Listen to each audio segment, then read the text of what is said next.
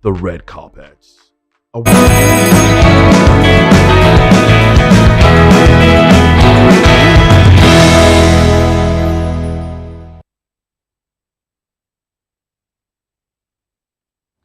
beautiful morning to you, and it's the first day in the month of May. It's a happy new month. It's a new month, and I wish you a happy new month. And it's also May Day, Workers' Day. So, happy Workers' Day to workers. But we'll talk about whether or not workers are happy, especially workers in Nigeria. We'll talk about whether they are happy or not. Especially with the conversation around the minimum wage, how many states are paying the minimum wage? Is it enough? Some states are saying, look, it's not enough. Anyway, we'll talk about all of this in the course of the program. But I do say welcome to you, welcome on board. It's VOP this morning. Now let's let you into some of the other conversations that we'll be having. US agencies set to release drug case file involving President Tinubu following court order. We'll also be looking at Rivers State, Rivers crisis. Fubara bows to pressure, seeks peace with Wike as court strikes out suit against lawmaker. I'm Moses Humphrey. And of course, Chukuma Okoro is in the building. But before you get to, meet my colleagues here, party politics, Governor Eno subtly distances from PDP, signals strategic shift and party turmoil. Now, all of this conversation we'll be having this morning, but there are other issues that Nigerians are talking about, and so we'll be adding our voices to it in the course of the program. Interesting. I'm Fina Okechukwu. Like Moses rightly said, today is Workers' Day celebration. Some persons will say, what are we doing in the studio? That's a question that a lot of persons asked me today this morning. We're essential workers. Stepping out of the house, we were like, today is Workers' Day, you're going to work. And we're like, that will tell you the peculiarity of the job I do. And talking about trending topics that kept the social media buzzing, one of the stories is that the President Bola Ahmed Tinubu will make a one-day working visit to Katsina State on Friday. And this is according to Dr. Bala Salisu Zango, who happens to be the State Commissioner for Information. The President will commission two key projects, the Eastern Bypass and the State Agricultural Mechanization Center. This visit marks President Tinubu's first trip to Katsina since taking office in 2023. The visit will also provide an opportunity for the state to discuss pressing issues, particularly insecurity, with the President. Residents are encouraged to turn out in large numbers to welcome the President and maintain lawfulness during this visit. Interesting one. I was happy when I saw this yesterday. I said, okay, fine. Thank God it's no longer work visit or working visit in France and other Western countries. This time around, the President have see the need to start visiting Nigerian states where we know some of them are faced with severe insecurity, more like an attack and all that, farmer-header clashes, consuming lives and properties and also buildings being destroyed. And, some persons were criticizing the President not being able to visit all those places. But now that we heard that he's visiting Katsina State tomorrow, too, that working visit actually, one was for him to commission a project. Another one, again, is to help or to look, towards the plight of the people to know how he's going to help out in mitigating the hardship that people of Nigerians are passing through, especially those in Katsina State. Oh, well, I don't know why you're happy, but you obviously know why you are happy. I am not happy. There's nothing to be happy about in this regard because the President is visiting Katsina State. Well, will he be stopping by to see Buhari in Katsina? We wait to see. But he's basically going there to commission projects. And then I'm wondering, is this some sort of town hall? Are they going to be having a town hall meeting when, asking the people to come out in their numbers? And I mean, if the people are happy, there will be no need to ask the people to behave themselves. So basically, the governor knows that, look, the people are not happy. Now, the President visiting Katsina, there are a lot of other places that the President would have visited. I'm not saying there's anything wrong in him visiting Katsina, but we've had, the crisis in Plateau, the crisis in Benue, the crisis in Kwara. where a lot of Nigerians have been killed in recent time. Did the president visit any of these places? How many places has he visited since he came into office? And we know the level of insecurity that has affected parts of Nigeria since he came into office. How many of these places has he visited in person? Now, the president going to a place that there have been insecurity in person to let the people know that, look, his administration is doing something, and they will find a way to curtail the excesses of these insurgents will be a boost to the people. It will give some sort of confidence to the people, knowing that yes, the president is saying something. He's right there in front of them. Probably, maybe even checking out those in hospitals. That will give some sort of moral boost to the people. But the president hasn't done any of that. Well, some would say whether or not he does, well, he has given marching orders. But this is basically politicking, because elections are around the corner and the president is basically just, oh well. I gave up at this point. Moses, you're honest there, you've given up. But before I think it's 2 against 1, Fida and I are against you because you are not happy. That's fine. You are not happy that the president is embarking on a walking visit to Katsina. Fida and I are happy, maybe for different reasons. I'm happy too because the president, we have a listening president. A president who has listening ears. I mean, he went on a walking visit to France and stayed for more than 2 weeks, about 18 days or so. From there, he went to UK, held some strategic meetings concerning what is going on in Nigeria. And Nigerians said, look, Mr. President, this kind of walking visit, what is it all about? Don't you have places in Nigeria where you can go and do the walking visit? And the president came back. Now he's embarked on a walking visit to Katsina State. Moses, shouldn't it make us happy? I'm happy that the president, we have a listening president. Now, that said, you touched on something that is very critical. You don't expect the president to go to crisis-prone areas like Benue, Plateau, and all of that, Borno State. For the life of me, what if in the process of going there, something happens to our president? I mean, these guys are going to gloat. Look at them. They don't even got their president and all of that. And so you don't expect the president to go to, Moses, I'm coming. You don't expect the president to go to such places, because he has the Minister of Defense, he has Chief of Army Staff, he has the Air Force, Chief of Air Force, and all of that. He has a full officialdom in the Ministry of Defense. So what is he going to do? As a commander-in-chief, he can just issue orders. You go there, take charge of all of this and that. So that clearly tells you that Benue, Plateau, Borno, those things don't matter. What matters is 2027. On a walking visit, you said something that is instructive. That is he going to pay a visit to Muhammadu Buhari? You recall that 2 weeks ago, we had a group of people pay visits to Muhammadu Buhari. Okay, that was in Kaduna. In Kaduna. That's in Katsina. Katsina is Buhari's home state. Yes, maybe Buhari will be at home, he's in Kaduna. trying to, maybe he'll be shuttling between Katsina and Maradi. So in the process, the president might just meet him in Katsina and they'll say, this thing about 2027, what's going on and all of that. So it is all about 2027. The walking visit, but it's also good that he's going to commission some roads, the Eastern Bypass and all of that. But if you ask me, everything boils down to 2027. Our lives don't matter anymore. What matters to politicians is just 2027. Politics, all the way. Unfortunately, that is what it is. Now, to respond to that, there's no way the president will visit a place and security will not be top-notch.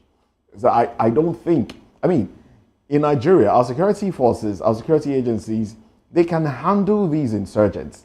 They can handle them really well. So there is no way for the life of me that the president will go visit a place, even if, insecurity is just finished, even if there was just an attack in that place like 5 minutes ago, that the president will visit there and there will be an attack on the president. It cannot happen. I'm surprised not in Nigeria. In Nigeria, anything can happen. But even at that, Chukuma, wait. If you're judging it that way, Zelensky is where?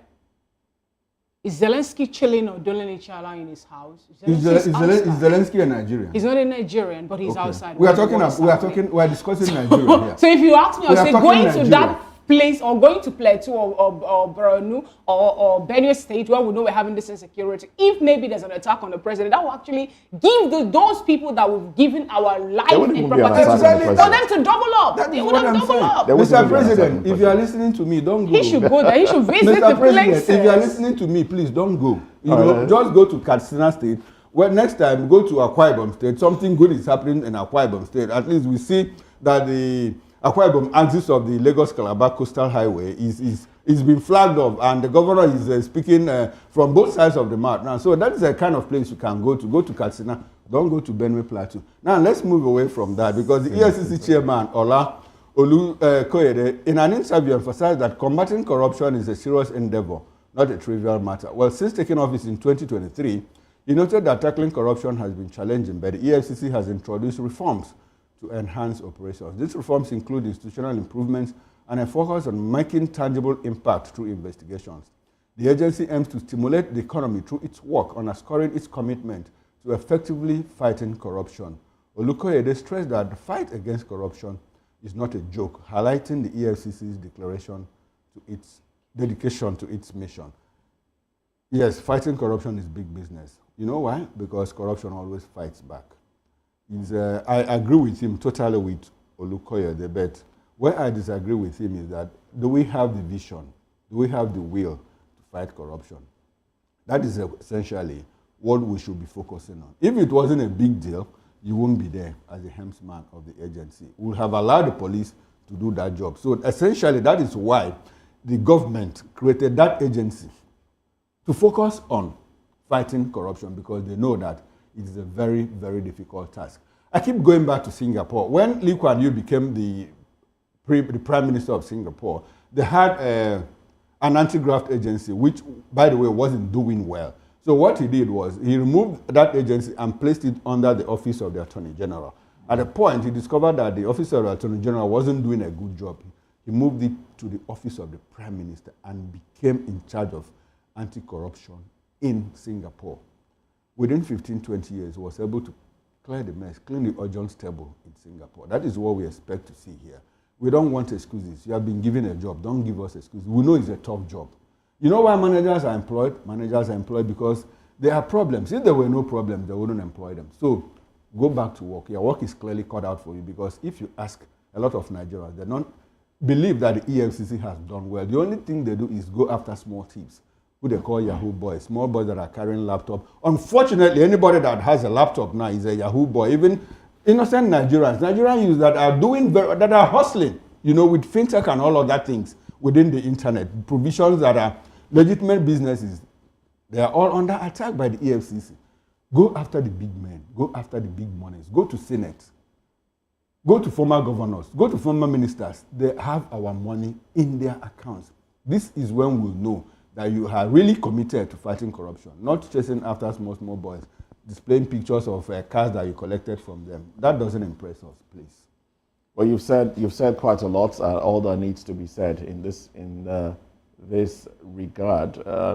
Well, we wish the EFCC luck in its endeavor, and of course, do the needful. Go after those, and let's not hear cases where today you're going after the individual, tomorrow the person is visiting you, and the next day, the person is walking the streets, the person is attending governor's forum, governor's meeting somewhere where monies are doled out.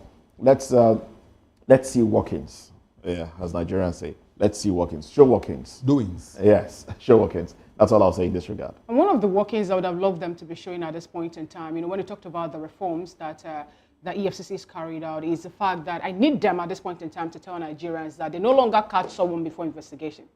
I was expecting to hear that we now do proper investigation. We have enough for concrete evidence before we now go after, someone who we have on our radar, and then take the person to court with enough evidence so that the person will be convicted. That is all I want from them. Not today you arrest someone, tomorrow the court is telling you to leave this person, let the person go, because you don't have enough evidence against that individual or the person in question. Imagine yesterday, I learned that the court also gave EFCC order to let Ashimogu to leave, because of the fact that they weren't able to present something tangible against her. And they also asked them to return back on the 2nd of May. That'll be tomorrow. But when you check out, if you check out most of the things that EFCC is doing, they are doing quite a lot, but But the thing is, we need to change the status quo in this country. We need to change the fact that we apprehend someone before investigating. We need to turn around and do it the way the Western world do. Have enough evidence against someone before you go after this person, so that you do not water down your work or the effect of what you would have gotten as, will I say, a result at the end of the day. That's all I want to say to that regard.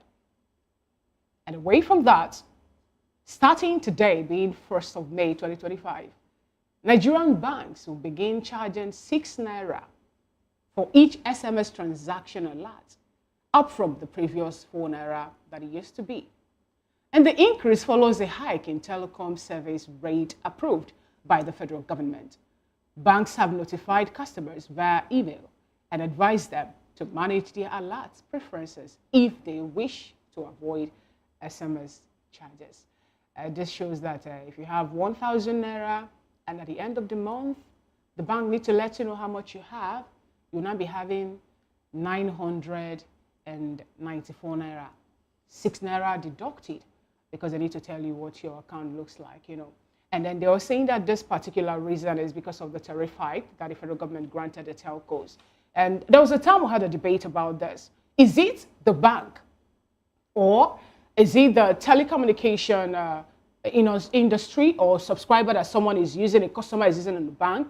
Who is eligible to pay these fees? I'm talking about SMS subscription that other customers in the bank do. Is it the bank that will see to it, or is it the telco subscriber, or is it the customer in the bank? That particular question have not been answered. It found out it dragged a whole lot before some persons decided to treat it with kid gloves. I can't see the reason why I'll give you my money to help me keep. And then you want to tell me how much I have and I'm paying you for that. I'm paying you also for keeping my money for me. I don't think there's much problem here, because banks, the customers, I mean, it's there. The law says, the bank will charge a certain amount for helping to maintain, your account and the rest of it. They also pay a certain amount, especially if it's a savings account. Monies frequently get paid monthly, get paid into your account. It might be it might be stipends, maybe 4 naira, 1 naira, 5 naira. It gets paid into your account.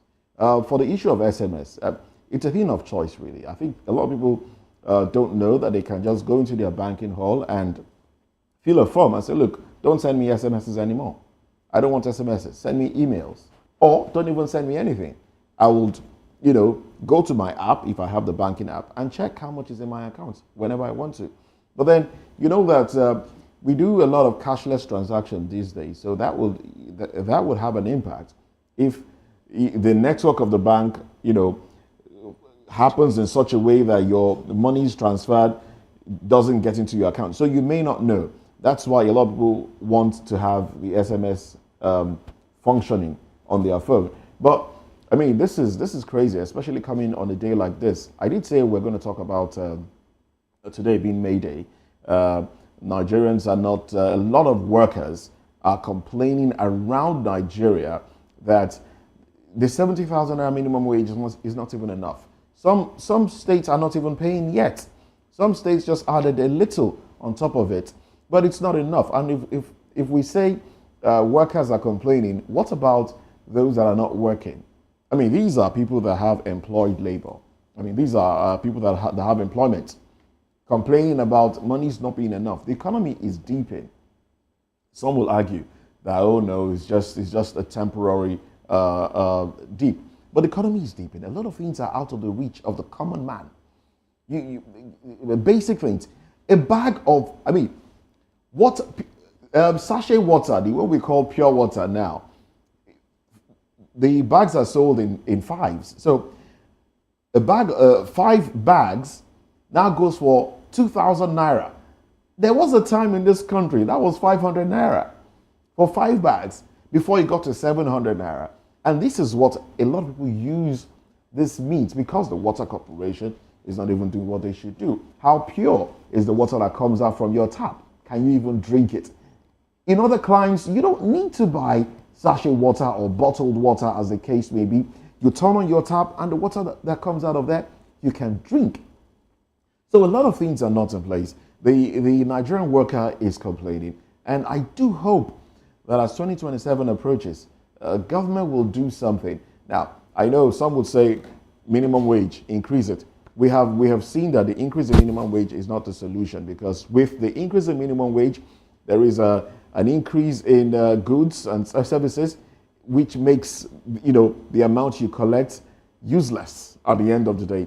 So something else should be done. There might just be a policy shift, But for the banks, the onus is on the individual to determine whether or not you want to receive SMS from your bank. Now that's... Well, I saw a deduction yesterday about 500 and something naira deducted for the month transactions. I saw that, I'm like, Chineke, man. Now you know the onus actually is not, it doesn't lie just on the customer. But because I do business, I want SMS.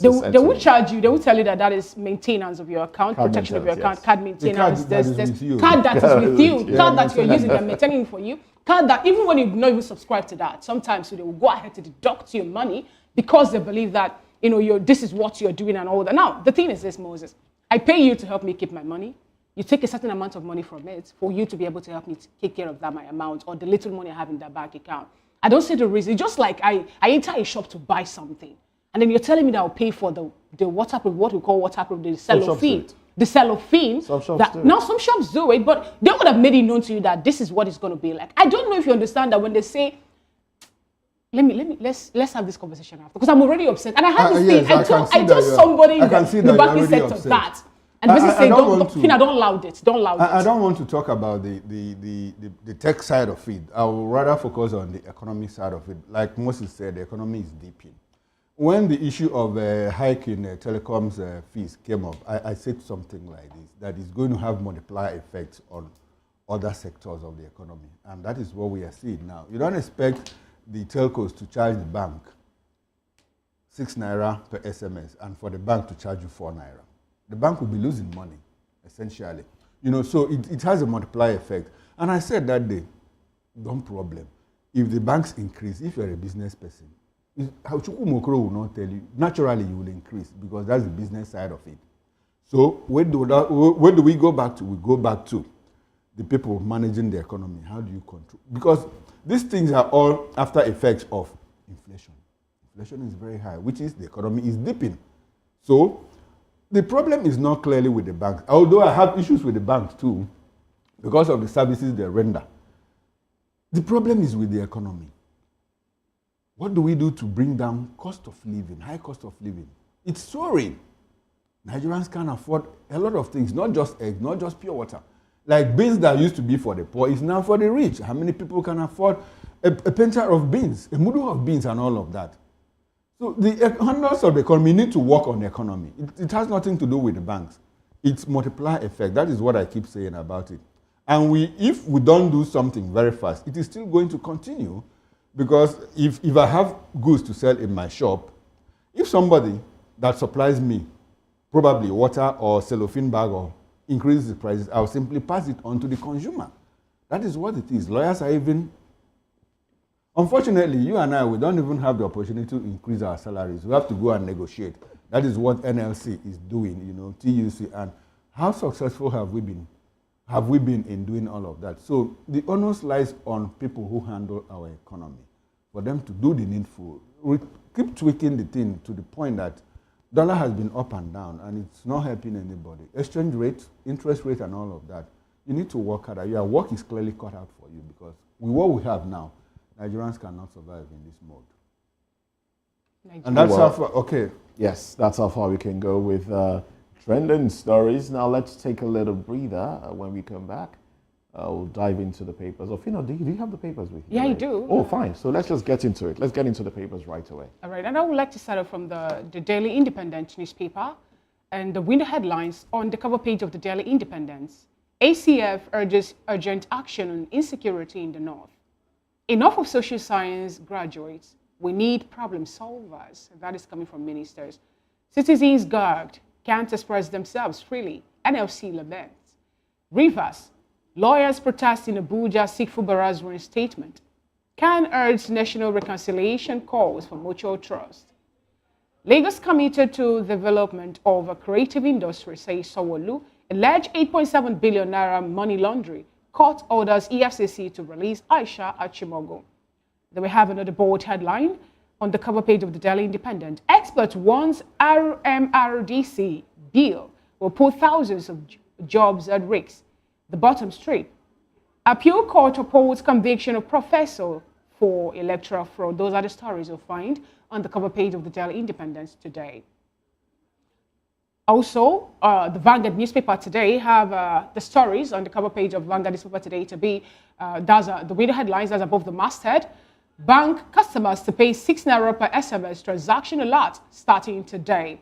Okpebolo leads task force to demolish buildings for criminal activities, cultism. And we have the rider to that story, dethrones monarchs over alleged kidnapping activities, orders. Warri Federal Constituency, Larry Ogbebo petitions Tinubu rejects word delineation. Ayo Adebanjo warns a committed nationalist. Tinubu Obasanjo Obi orders. And we have another bold headline. That's about a headline, I beg your pardon. Anxiety in PDP as AEBOM governor hints on quitting. Don't flee, fight for democracy, PDP begs governors. I am not aware of defection plans, Akwa Ibom, PDP chair. He is joining us soon, APC scribe. Only a strong northern candidate can challenge Tinubu Dele-Momodu. PDP ready to reclaim power in 2027. That's coming from Baraje. At service of songs for late Pa Ayo Adebanjo, have dignitaries that will have Peter Obi also there, and a whole lot of other Nigerians. And beneath that, May Day, workers in pains, impoverished, dehumanized, NLC laments, tells Edo workers to resist governor's intimidation. Sharing of 50 billion naira allowance, Cornwall protests to education minister. Negotiate your own, ASU tells Cornwall. NJC probes 27 judges, suspends 3 without pay. And on the sports segment, that's on page 37. That's Flying Eagles confront Tunisia in under 20 AFCON. Those are the stories on the cover page of Vanguard. All right, then. So let's go to the Punch newspaper now, and it's about May Day. May Day push. Labour demands wage review to ease cost of living crisis. NAS to address workers' concerns. Labour rejects 70,000 naira pay over rising inflation. Others. And then we have Wike fires back at Atiku, Dele-Momodu over zoning comment. CBEX resumes operations despite SEC ban. 1.2 trillion naira EFCC probe. The riders to that story. Promoters say audit ongoing. NFIU flags EWC, TOFRO, other Ponzi schemes. That's on page 31. There seems to be some reprieve for those that participated in CBEX. They just might get some of their monies back. 3 judges suspended as NJC voids Imo acting CJ's appointment. And we also have Tinubu, Obasanjo, Jonathan, Atiku pay tributes to Adebanjo. UK speaks on Britain arrested in Nigeria for arms deal. Afrima 2025. Lagos ready to host Africa, says Sanwo-Olu. And those are the headlines from the Punch newspaper. Let's quickly touch on the Nigerian Tribune. Mac ban, MBF disagree over visit to U.S. ambassador. Appeal court upholds conviction of Professor Ogban for electoral fraud. And then the bold headline, top Nigerian leaders set to host national political summit. Issues relating to constitutional democracy to be discussed. Anyoku to inaugurate Awolowo Dosumu, Tambuwal Daniel. Fayemi, others are convening committee members today. Akwa Ibom governor speaks in parables, suggests he may be leaving PDP. CBEX, EFCC declares foreigner wanted. Court orders EFCC to release Achimogo. Afrima 2025, Lagos ready to host Africa. Okay, my goodness. Well, those are the headlines there. Kind of lost track of that one. But those are the headlines from the dailies. We'll take a break now. When we come back, we'll take a break now. When we come back, we'll be diving into the conversation proper. U.S. agency set to release drug case files involving President Tinubu following court order. Join us again.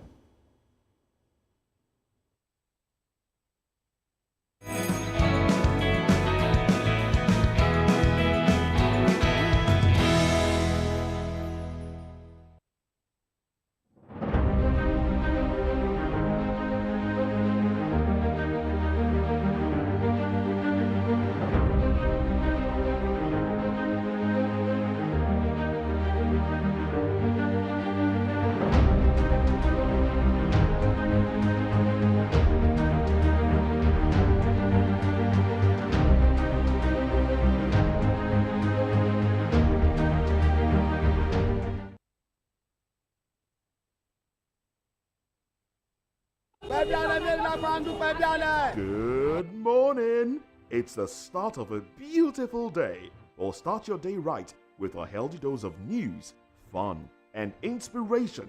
Join us on VOP this morning for the latest news, trending topics, and uplifting stories to set your day on the right vibe. From news and current events to lifestyle and entertainment, you are covered. VOP This Morning, 8 a.m., Monday through Friday.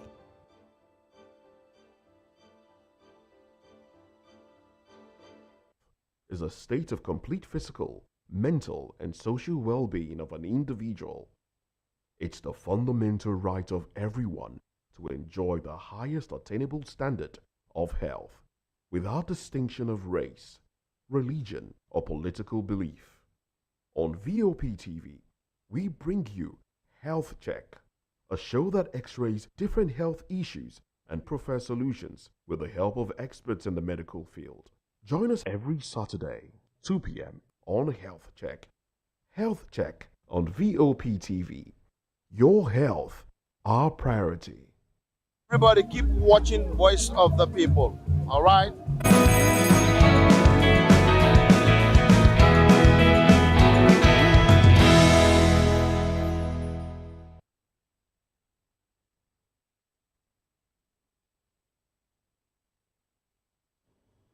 Well, thanks for joining us again. Now let's get into the conversation. A major political storm may be brewing as several U.S. federal agencies, including the FBI, State Department, IRS, DEA, and the CIA, have been ordered to release long-requested documents tied to an alleged 1990s drug investigation involving President Bola Ahmed Tinubu. The file is expected to be made public on Friday, May 2. Come on the heels of a federal court ruling in Washington, D.C. that forced U.S. authorities to comply with a Freedom of Information Act lawsuit brought by American activist Aaron Greenspan.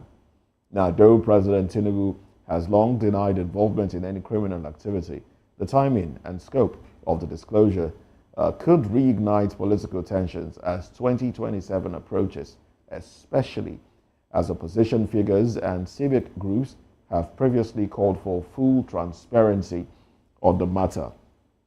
Well, we have with us in the studio to make sense of this, we have Dele Fanimo, who is a seasoned reporter and a public affairs commentator. We will also be joined by Barrister Asim Adams, who is a lawyer, of course, and a social and political commentator. Well, he joins the conversation virtually. All right, so now let's make welcome. From Port Harcourt, we have Dr. Tsokpo Edward, who is a public affairs analyst, senior lecturer at the Department of Political Science, Federal University of Otoke, Bayelsa State. He will also be joining the conversation from Port Harcourt. But while we wait for our virtual guests to join the conversation, let's make welcome Dele Fanimo. Good morning to you. Thank you very much for having me. Good morning. Welcome to the conversation. So once again, we're talking about, documents being released and the impacts this might have on Nigeria. It's in response to an FOI request. Now, how much, whether or not this indicts the president, whether or not this lays credence to conversations that have been had before now about the president's involvement. We know that monies were paid at some point, forfeited rather, at some point. Well, how much of a demarketing will this be for Nigeria? That the president of Nigeria is being touted. I mean, there are records that might just indict him or speak to the fact that he might have been involved in criminal activities. Like you said, at some point there was this plea bargain issue around drug. I think it should be in the 90s then, and that was rested.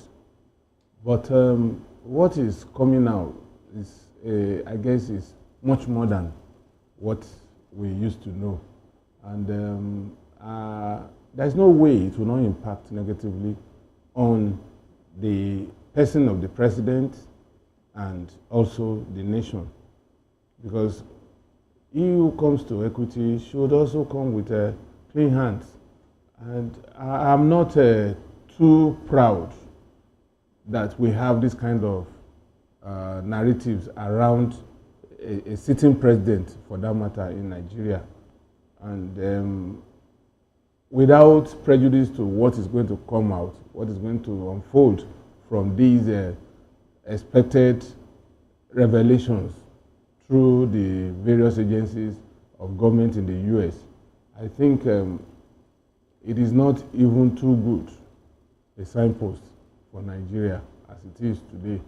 And we can only wait for the outcome of these revelations, and then we'll now pick it from there.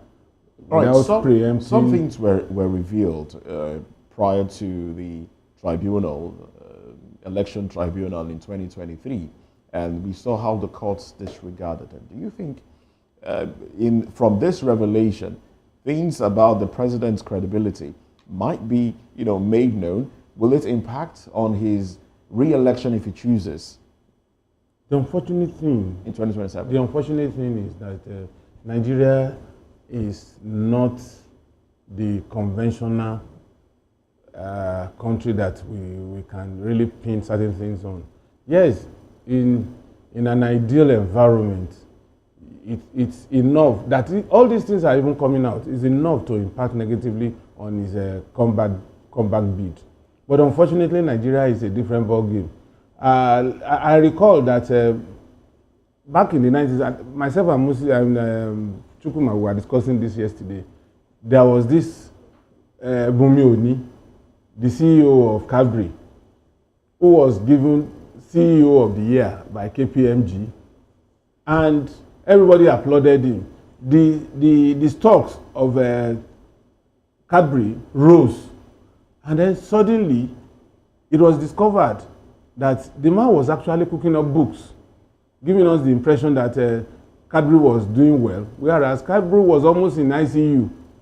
But funny enough, in other climes, if such things should happen, the stock of Cadbury will immediately dip. But we just found out that the stock was still rising after the indictment of the CEO.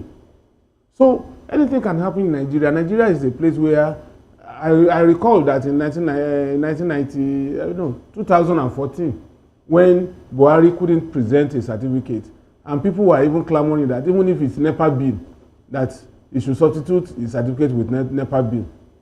So Nigeria is a different ball game. It may not, when it comes to election, it may not impact negatively on Tinubu in the next election. All right. That's the irony. Thank you so much, Mr. Delefanimo, for that. Now let's get to our virtual guest. We have a comrade Emeka Nkocha, who is a veteran journalist, join this conversation. Good morning, comrade Emeka Nkocha. Good to have you join today's conversation. Now, my question is this. It's been a long time. We've been getting this back and forth. FBI, CIA, to release the documents. And some persons are saying that it's not going to be possible. Reason being that the president happens to be active assets to CIA and all that. But today, we're hearing that on the 2nd of May, which will be tomorrow, that particular file will be thrown open in court, there in Washington, D.C., for the world to know what really happened, what transpired in 1990 that led to the forfeiture of, I think, approximately $460,000 US as of that time in 1993. How does this make you feel as a Nigerian, given the fact that some persons have become to be so vocal about how Nigerians are denigrating the nation?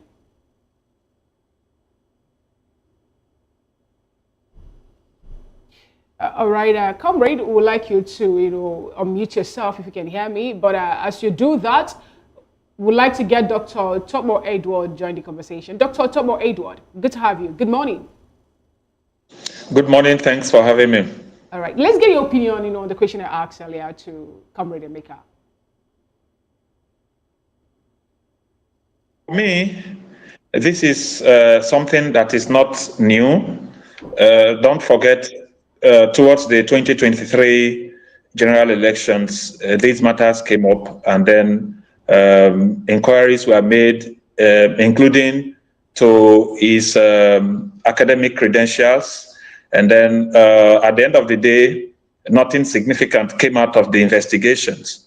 Now, another round of revelations are expected from tomorrow. For me, yes, if it comes out that our president was involved in drug dealings in the 1990s, it will dent not only the image of the president, but also the image of the country. However, like my co-discussant said, it is not likely to affect his chances of re-election. But, you know, as a Nigerian, I would not feel very happy that our president will be indicted. But for now, the investigation report will only be revealed tomorrow. So let us all watch as events will unfold in the United States. But let's also not forget, in the United States itself, President Donald Trump was enmeshed in series of investigations, and he got indictment before the election. And so, for example, the hush money trial and other trials were halted because he has assumed the office of the President of the United States. That has not tarnished the image of the United States that much. But then when it has to do with third world countries, when it has to do with developing countries, the international media will put focus on this and would want to do everything to, put a scandal on our countries and paint us as countries that are led by corrupt individuals. For Nigerians, has to have an open mind towards this investigation and towards the report. I hope that the report does not come out against our president, because truly it will not augur well for us as Nigerians, and it further deepen our reputation, destroy our reputation abroad. For example, somebody Dr. Edward, I like the fact that you talked about waiting till tomorrow. Now let's create what-if scenarios. Assuming the report comes out and it indicts our president, what do you expect the president to do? Well, in other crimes. No, I'm sorry, Edward. Okay, go ahead, sir. Go ahead. Okay, so in other crimes, when such reports comes out against public office holders, they resign. But that is not the case in Nigeria. Even though it will dent his image, I suspect they will wave it aside and then continue to lead the country. But in a sane crime or in a saner crime, if such a report actually indicts a public office holder, the person may choose to resign. But in Nigeria, I don't expect that happening.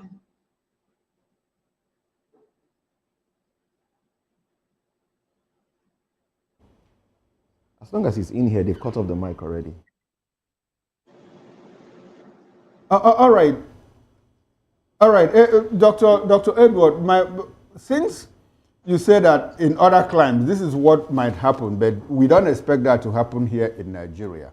Now, what will be the role of Nigerians in 2027? We are not saying that the president has been indicted.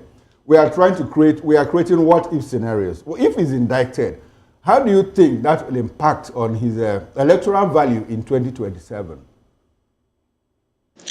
Like my co-discussant said, it is not likely to significantly affect his re-election chances in 2027.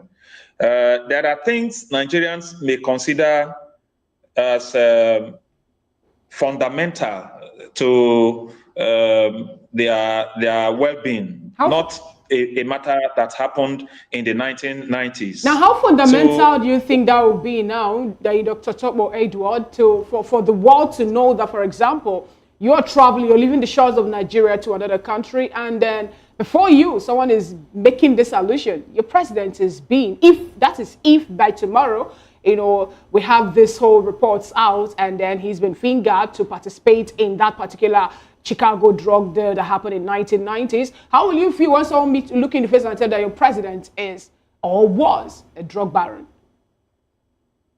Definitely, you will feel very bad. As a matter of fact, because of the activities of few Nigerians, anywhere we go, we are put into more scrutiny. Once they see you holding the green passport, they feel that you're either running drugs or you're into one form of fraud or the other, which is bad enough. And then now adding to the president of the country being involved in drug dealings in the past, it is something that will not augur well for Nigerians. Okay, Dr. Edward, I'd like for you to, you hadn't quite landed on your thought. I want you to land clearly, because you were of the opinion that Nigerians might not actually consider this fundamental to their well-being if what happens, sir? The nature and character of politics in Nigeria is significantly different from what is obtainable in the West. For example, while people in the West would consider things like this very seriously, because they have to do with our values. They have to do with their values. But in Nigeria, the things that occupy the minds of Nigerians mostly are the religion, the ethnicity of the candidates. Beyond that, we know that most of the electorates are shared into camps of different political leaders. And so they do not necessarily have a mind of their own to vote according to their conscience. What happens during elections is that Mr. A, who has been fending for some of the electorates in this area, has significant control over them. So during elections, he tells them to go in a particular direction, and you see most of the voters going in that direction. So whatever the person may have done in the past may not necessarily matter significantly to the voters. And so because of this, for example, in the United States of America, Republicans would take it seriously that a particular president believes in abortion rights. A particular president believes in same-sex marriage. And so they will vote against such a candidate. In Nigeria, those are not the kind of considerations that happen. As a matter of fact, even a terrorist can secure votes if he has resources to be able to buy his way through. So this is the dilemma that we have in our context. All right, then. Thank you very much, Dr. Tinubu'S Edward.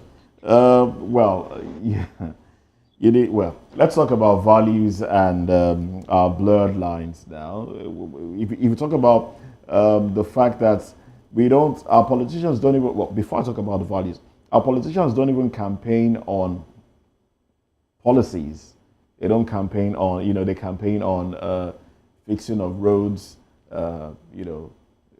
ethnicity, and the rest. I don't think that's a problem with I don't think that's a problem with the people. I think that's a problem with the political class. Because when was the last time a presidential aspirant, a major presidential aspirant, attended a debate? When was the last time? I mean, that's where we would have talked about policies and what the administration would do if they got into power. But from the Buhari administration up until the Tinubu administration, I don't know how many presidential debates were attended. But anyway, let me bring this back to the studio. We're talking about values and our blurred lines, the blurred lines of religion, ethnicity, and how all of this has impacted Nigeria, especially with selection of who governs, who rules.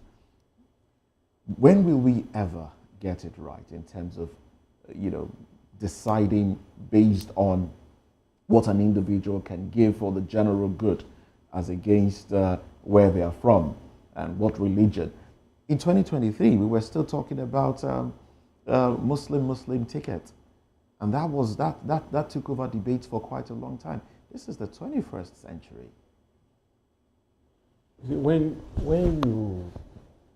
you work on a sub-zero level governance, anything that shoots you up to 1% makes you a hero. And that's what you get now. You see, this issue of religion, ethnicity permeates everywhere, even at local government level. You need to see the way people campaign. Campaigns are not a function of what I want to do, but the entitlement culture in us that look, so what has produced. Is that a problem of the political class or a problem of the people themselves? You see, it's one thing to sell something to me, and it's for me to decide to buy. Okay. The politicians will sell those narratives, but it is incumbent on me to decide either to buy or not. For instance, even at ward level, they will say, this particular street had produced councillor, and so it must be the other street. Even when the candidate from the street A is better than street B, the narrative will be, it is either we produce or we vote against that political party. That's at the ward level, not to talk of governorship. Now, there's an unwritten rule in any state, apart from states like Oyo, where they have decided since Bola Ige that because he insulted Ibadan people, that they don't have good sons who could be governor. And that was when they brought the late Oluloyo into the frame. Where I want us to take this to is, like I did say, our values and our bloodlines. How, I mean, if the president, if we're talking about the DEA, Drug Enforcement Agency in the US, releasing results, I don't know, whether or not I don't think these results would not be indicted. Because what business would you have to do with the DEA for the DEA to want to release, information about an individual? It has to be an information, around, the usage or peddling or involvement with drug-related cases. We have the CIA, the FBI, and the rest, threatening, well, not threatening right now, but will be releasing information about the number one man in Nigeria. That speaks to value. I mean, he represents the entire over 200 million Nigerians. How will this impact on Nigeria, especially the green passport, going forward, especially when it comes around the conversation of foreign direct investments or investments in general? You see, the electorate would have to come into focus here. Okay. For instance, if you know your antecedents, that you have been involved in certain malfeasance in the past, and you are bringing yourself forward for me to vote for you, I should be interrogating you based on such parameters. All right. But during the build-up to the 2023 elections, not many people focused on all these things that are coming out. Okay. It was, this man is from the Southwest. All right then. Okay. Well, let's throw this question to Dr. Edward now. Doctor, let me ask you the same question. Values and our bloodlines. How will this impact on how we are being viewed from the abroad? How will this impact on Nigeria? Can Nigerians themselves get up to say, no, look, this is what we want, regardless of where you're from? We want to be seen as a people that know what is right and will do what is right, and we want to start by electing an individual that we can trust. Can we see that happen? You do recall the elections in Ghana, how it turned out, how Ghanaians felt. Look, an individual had stayed. The policies did not. They were not satisfied with the policies of the administration because of how the economy was failing at the point, and they want to change. I mean, they say you've used 8 years. Let's try somebody else, even though the person they voted in had used 4 years earlier, but they wanted to try somebody else. Can we see that happen in Nigeria? Help me unbundle all of this. Okay, so you were saying it is the value problem is a problem of the political class and not the voters. It is neither here nor there. The voters themselves may have the idea of who is best to serve their interests, but then because of primordial sentiments, they do not have the capacity to be able to take independent decisions. And so at the end of the day, it will still resort to who is from my ethnic stock or who is of the same religion with me. And so the capacity of Nigerians to be able to make independent choices is limited by poverty and sometimes ignorance.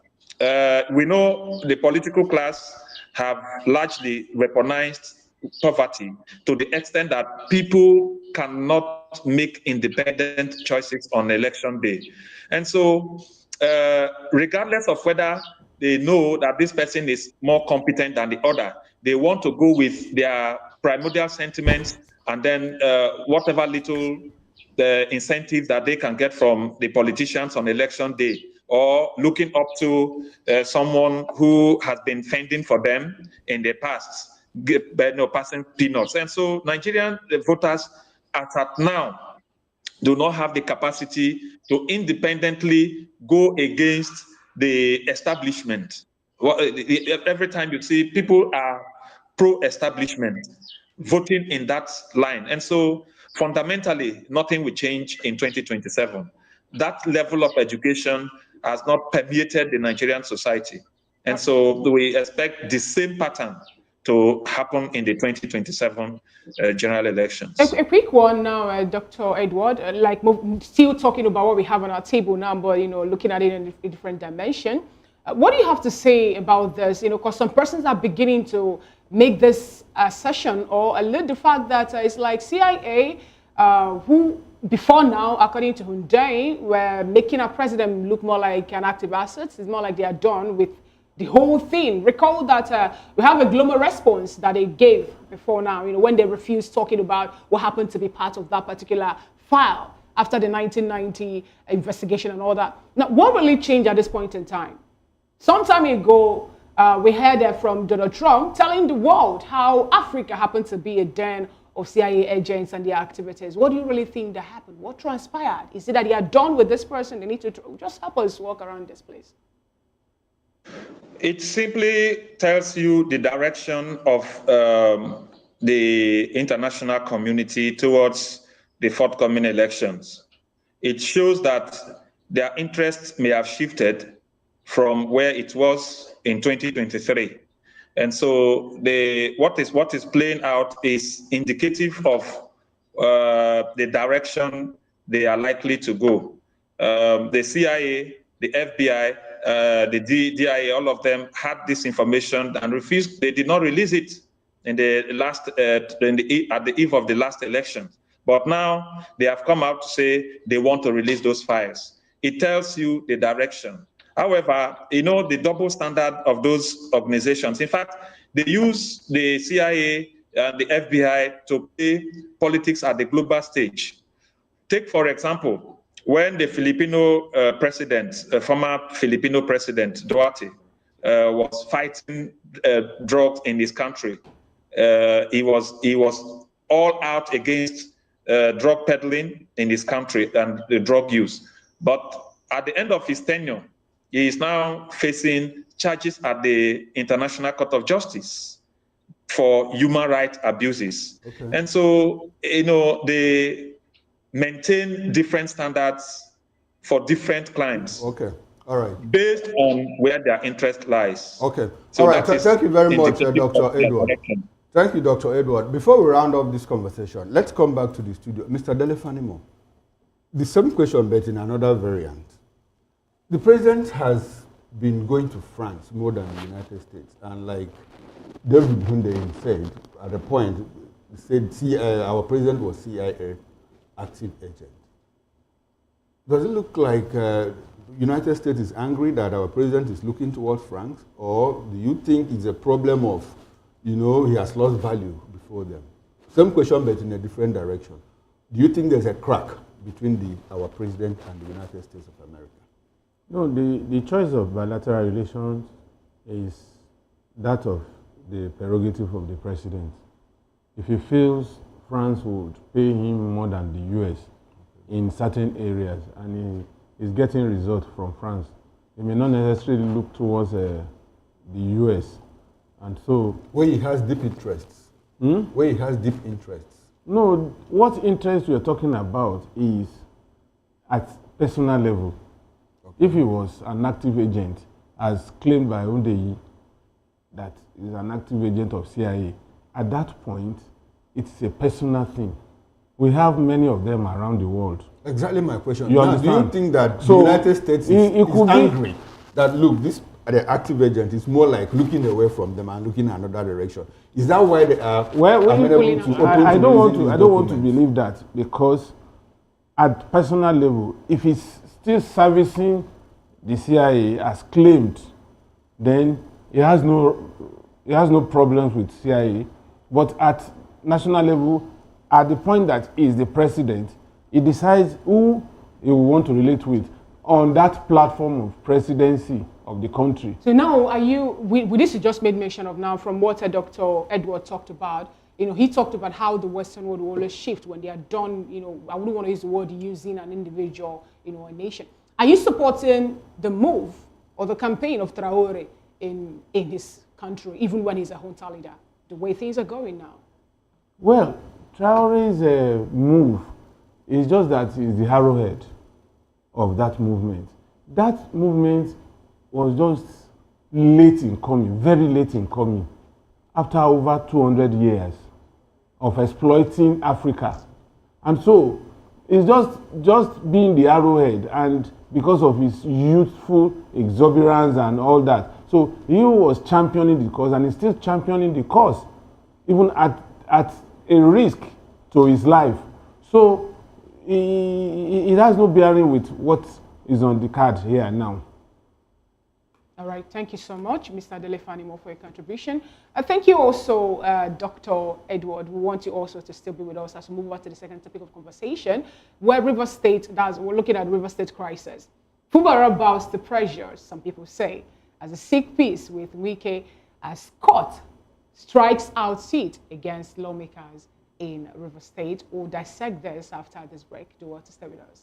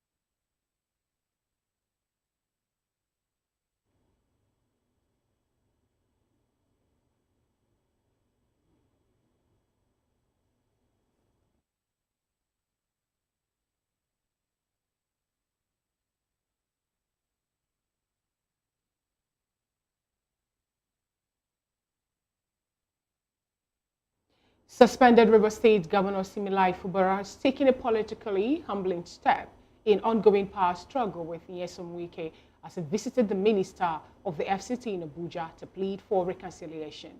The meeting held at Wike's private residence and facilitated by prominent political figures, including Governors Dapo Abiodun and Francis Nwifuru, along with elder statesman Olusegun Oshoba, suggests Fubara may be shifting gears from resistance to retreat amid intensifying legal and political debates.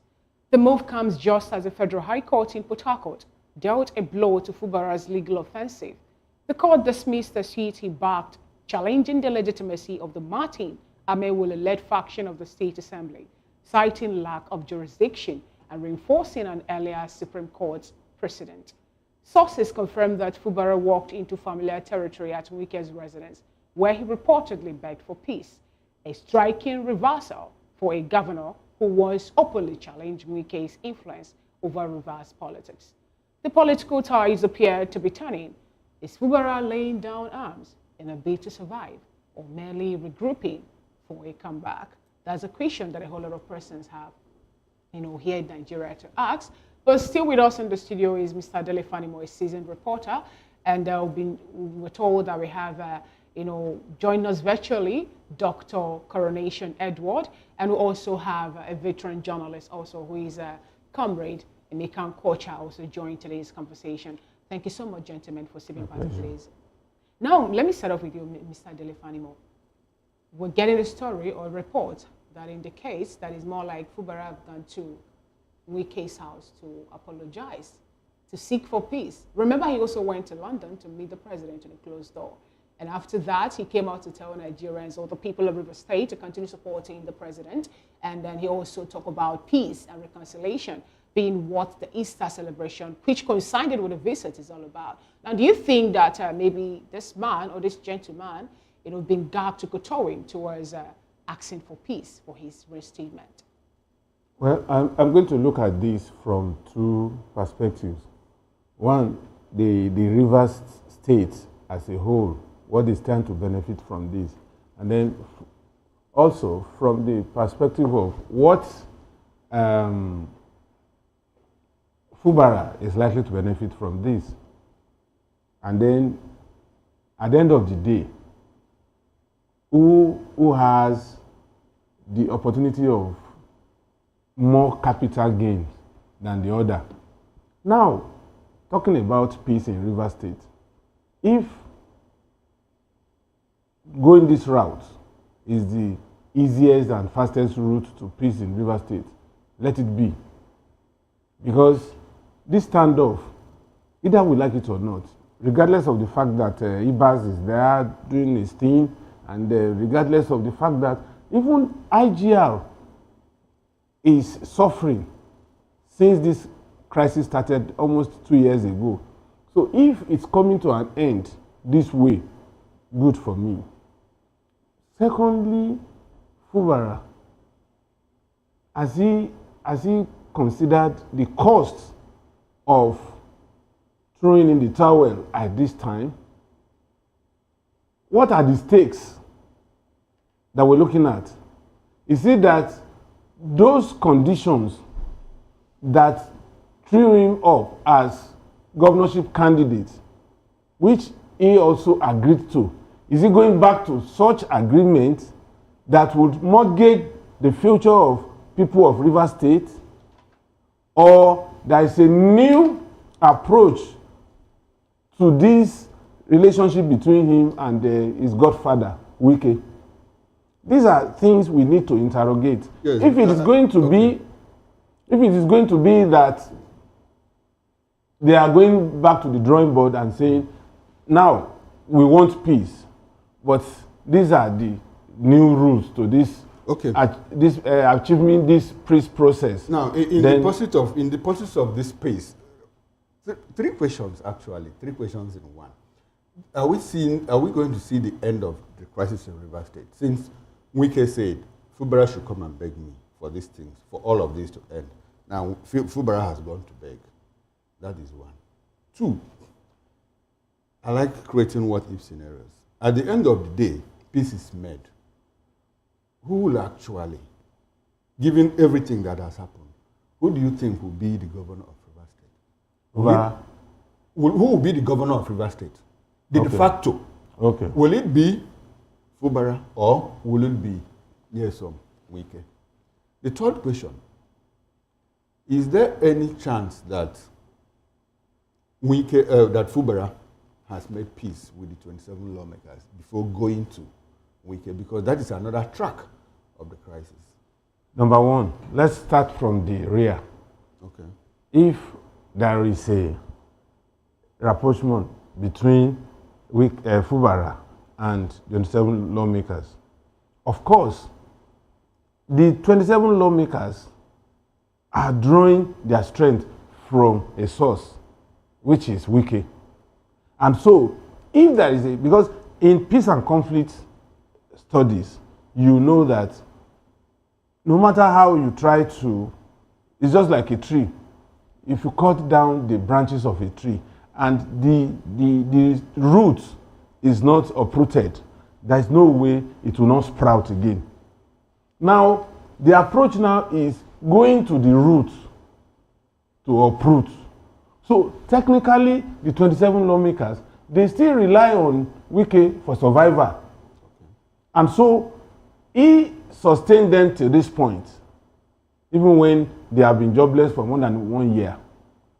And if he's calling them to order, it won't take him much time to call them to order. You recall that he went to UK to host them to a dinner. And so they are betrothed to him. And so if there is a resolution between Wike and Fubara today, it takes care of that particular angle. Okay. Now, the second question, which was... who will be the de facto? De facto. It depends on the level of negotiation. Oshoba had been governor before. Dapo Abiodun is running his second term. And they know the dynamics. Okay. There is no way certain things will not be considered to Wike for Wike to agree to this peace talk. And there are some things that will be considered... No, I'm sorry, are you sure there will be more will there be more concessions to Wike or to Fubara? Because at this point, as it is now, Fubara is negotiating from a position of weakness. Weakness, of course. So do you think that Wike is likely to make concessions? Wike will make concessions. Okay. Like these 27 lawmakers, when they reconvene, they are not going to impeach you. You will get that concession from Wike, having begged.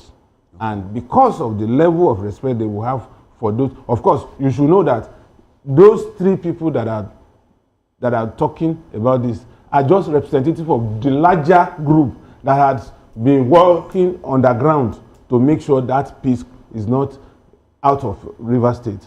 So what will happen is Wike will get some concessions and Fubara would also get some concessions like the free will to be able to administer River State. All right, then. Thank you very much. Now, let's, Dr. Edward, well, I hope we still have you with us.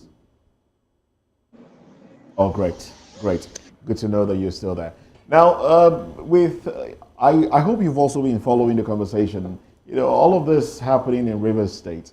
Some will say, Siminalayi Fubara is stooping to conquer, but how much conquering will he make? That's the big question now. Now, in the coming days, do you think this is for the governor to be able to continue his tenure? You know, be called back, the 6-month suspension lifted, and then end his tenure, his first term, or is this so that he can be re-elected? Is there a possibility, whether he's forgiven or not by his godfather, is there a possibility of a re-election in 2027? Thank you very much. What is happening in River State, I would say, is very unfortunate. Unfortunate because either way, River State will be the loser. If the governor had refused to concede to seek peace with his estranged benefactor, River State will continue to be ruled by a military administrator who is unknown to our constitution, someone from another state for that matter. And the kind of decisions that the military administrator has taken in the past 1 month and some weeks have shown that he does not have River State's interest. Secondly, if the governor like he has done, has gone to seek peace, Rivers State will have what people call the peace of the graveyard. He is going to definitely make concessions that will negatively impact Rivers State. For example, from the stories in the media, the IGRO was a matter in contention.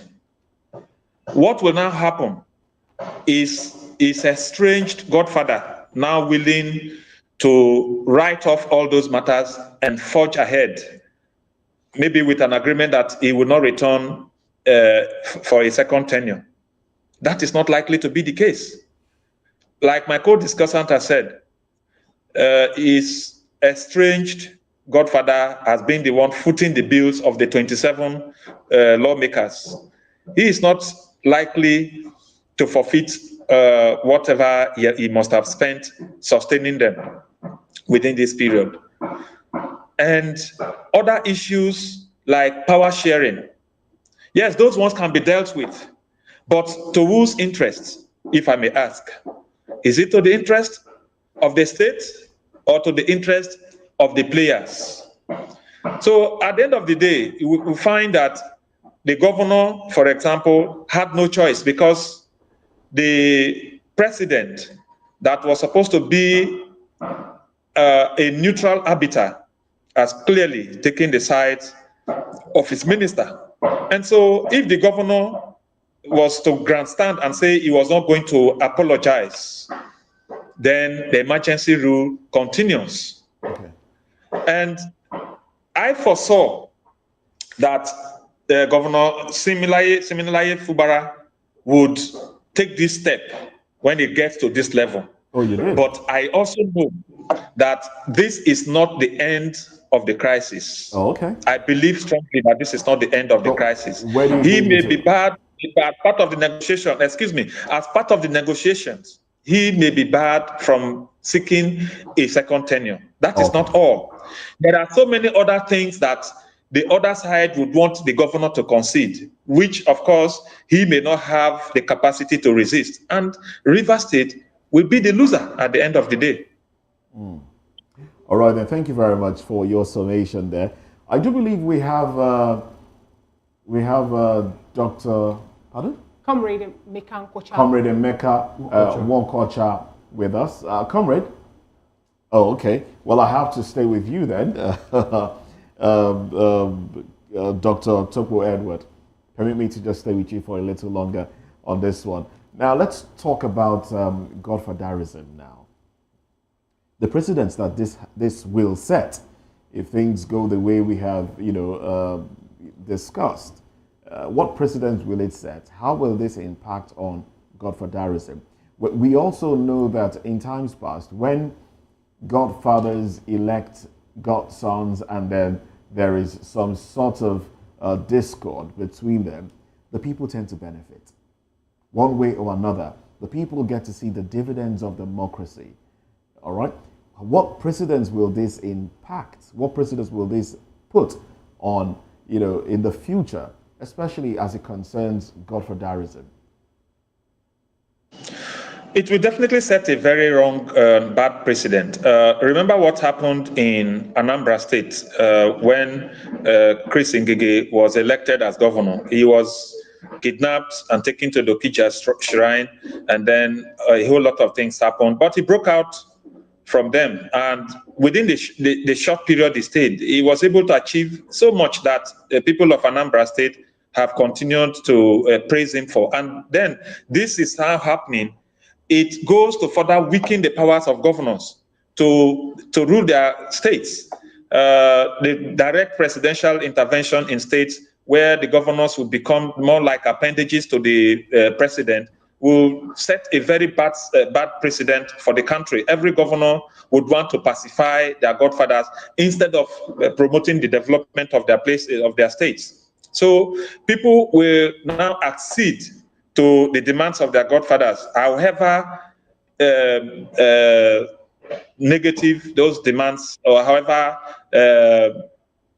however bad those demands could be from the godfather to the godson. And so governance will suffer, development will suffer, poverty will increase, and these things are likely to, embolden other godfathers in other states to also follow similar path, since the Rivers State example has shown that governors are more or less powerless before godfathers, especially those who are connected to the center. What do you think that made this particular incident now to be this way, this peculiar? Of course, this is not the first time we're having such issue happening in River State.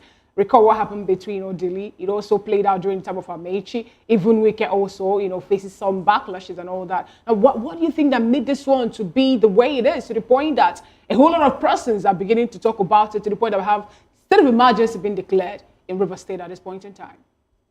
The president plays godfather politics. And you have someone who also wants to play godfather politics. And the minister has almost unfettered powers in this federal cabinet. And the president sees him as one who could do a whole lot of things for him in the coming elections. And so the man has, if Wike was not in the cabinet of Mr. President, I am sure this matter wouldn't have escalated to this point. When you say the president plays a godfather politics, could that be what a lot of persons are holding on when they say that he's a master strategist in politics? Well, when they say he's a master strategist, they know he has been able to navigate the murky waters of politics even when he was governor and we had a president in Abuja who was antithetical to what he was doing in Lagos. And so he's a smart man, very smart politician. He being a master strategist means that he has been able to overcome certain affronts from the center, even when he held sway as governor of Lagos State. And then he was able to even recapture states that were hitherto in the hands of the PDP. So being an opposition figure, he has survived all the affronts on him, and then he became president. So he's a master strategist, so that effect. Okay. Also that he has also always been the godfather of Lagos politics. He has also extended that to the national level. And so supporting another godfather to hold sway is not something strange to him. Okay. And so this is what is playing out. All right, Dr. Chokwe, let me stay with you. You said something like the president clearly took sides in the Rivers matter, apparently on the side of Nyesom Wike, the FCT minister. On the flip side, the elders of Rivers State, talking about the former governors, Odili, Omehia, Amechi, the former chief of army staff, Kenneth Minima, Edwin Clark, when he was alive, practically all the elders of Rivers State took sides with the governor, Sim Fubara. Should that have happened in the pursuit of peace? Shouldn't they have called both of them together to say, look, enough of this, instead of taking sides? Like you clearly said that the president also took sides. Was that the right track to follow? Well, the conditions that brought the Rivers State crisis to the fore were such that every man of conscience knew that the governor was doing the right thing, and expectedly, at least 95% of the Rivers State stakeholders took the side of the governor. The president is the father of the nation. He is the father of all. And so if two of his children are contending, he is expected to make peace and then settle the problem, not to be seen to take the side of the minister. Clearly, why I say the president took the side of the minister is because the 7 points that, or is it 8 points or so, that were agreed upon in the Villa meeting were largely against the governor's interests. That is number one. Then things that have happened, the declaration of the state of emergency itself, you saw the president's speech, no mention was made of the FCT minister as being part and parcel, in fact, at the center of the problem of the state. And so clearly, if stakeholders in the state knew that what was happening was fundamentally against the interest of Rivers State, yes, they could take the side of the governor. And in fact, that was not, it was not only the stakeholders of River State, stakeholders across the country, including reputable organizations like the NDA. Okay, Dr. Topo, we are running out of time. One more question before I leave you. Now, the issue of the president being a master strategist, I asked this question the other day. Let me ask you, do you agree with that the president is a master strategist? And his strategy, is it limited to politics? Because we don't see that strategy play out in the economy. We don't see it play out in insecurity. We don't see it play out in the health sector, education sector. What is it all about the president being a master strategist? Is he actually one? Do you agree that he's one? Well, being a strategist at the political level may also rub off in the other levels, in the education, in the economy, in security matters, and all of that. The thing is that different dynamics play out in these different contexts. When you talk about the economy, for example, the economy is not one that subjects itself to the strategy of the president. Why? Because we have mostly an informal sector which does not respond to the policies as it may affect their operations. Now, if you talk about education, it can also, somehow impact education positively. But sometimes it is lack of the political will to drive those other sectors. For example, you talk about the economy. The economy has both local and international dimensions. Our economy is import dependent, largely. We don't have local production capacity. Dr. Topo, I catch your drift. Now, in all that you have said, will you actually describe the president? Is he a total strategist or just a political strategist? Which one?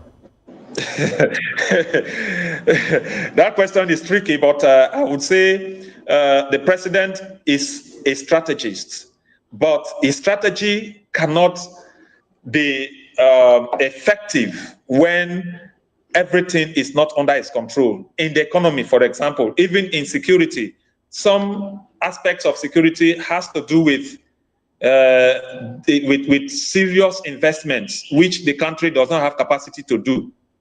We cannot buy certain equipment because the Western countries would not want to sell such technology to us. We cannot even generate the needed funds to buy certain equipment that will be needed at the war front. And so these are different dynamics, different contexts. The president may be a strategist, but those strategies are limited to the extent that he has influence over politics within the country, but does not have the same influence when it comes to the economy and when it comes to insecurity, because those things have international dimensions that are not directly under his control. All right, then, thank you very much. Now let's go to another conversation. Now, Governor Umar Eno of Akwa Ibom subtly distances himself from PDP, which has signaled a strategic shift amid party crisis. Let's discuss this, especially in the wave of defections in political parties. Let's talk about this when we come back from this break. Join us again.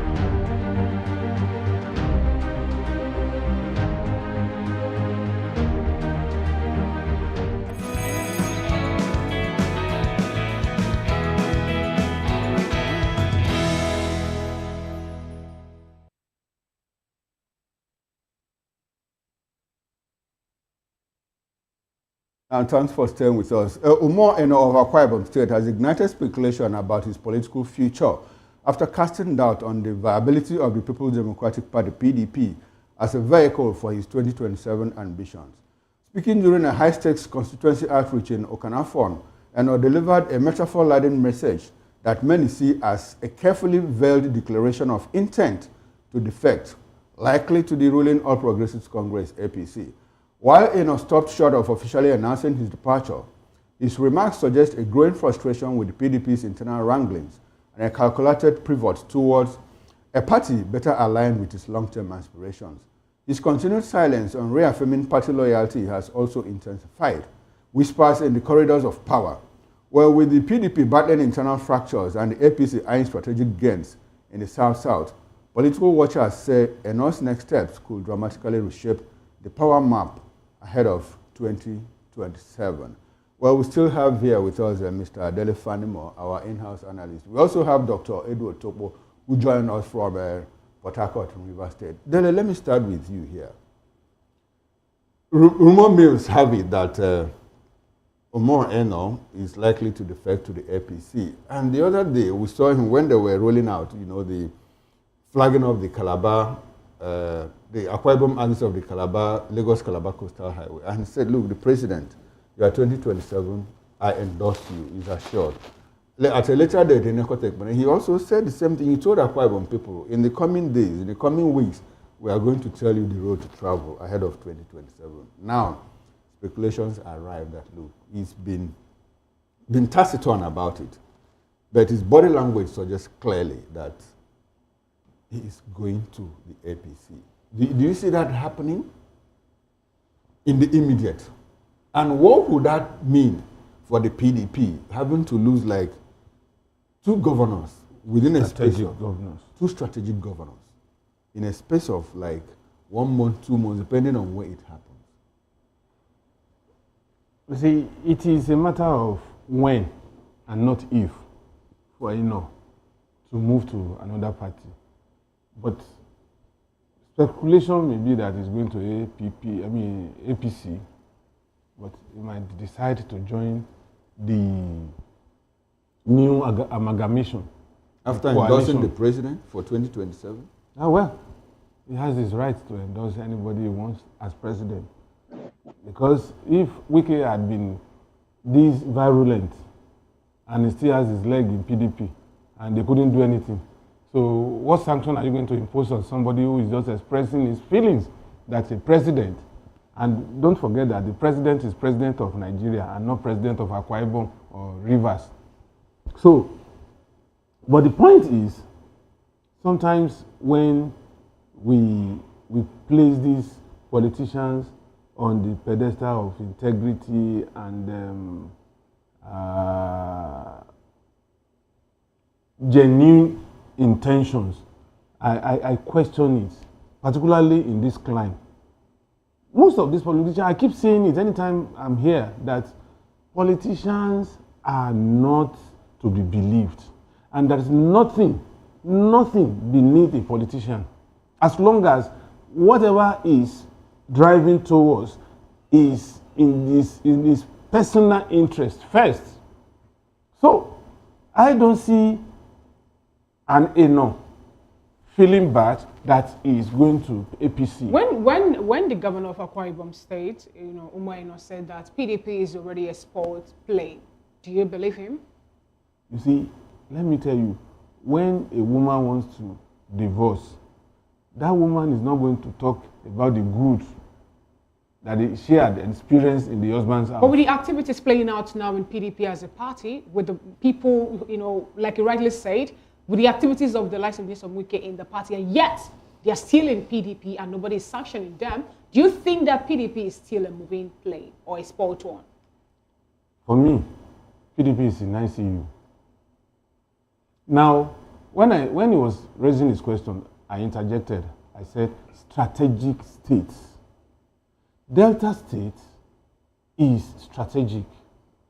Akwa Ibom State has more oil wells than any other state in this country. Now, so the IGR of Akwa Ibom is icing on the cake for APC. I'm happy you know. The that of Delta is an icing on the cake. Now.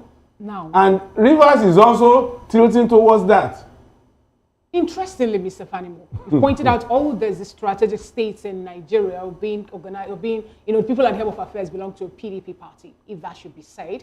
Now, why is it that PDP as a party that have been there since 1999 could not put their house together, make sure that they, cross their T's and dot their I's and top up and be on top of their games or the affairs of the party to make sure that the internal wrangling they're having at this point in time did not further to degrade the party members to the point of having mass exodus of the people who happen to be in that party move to another party. You see, the point is, if you are going into the field of play as a team in football,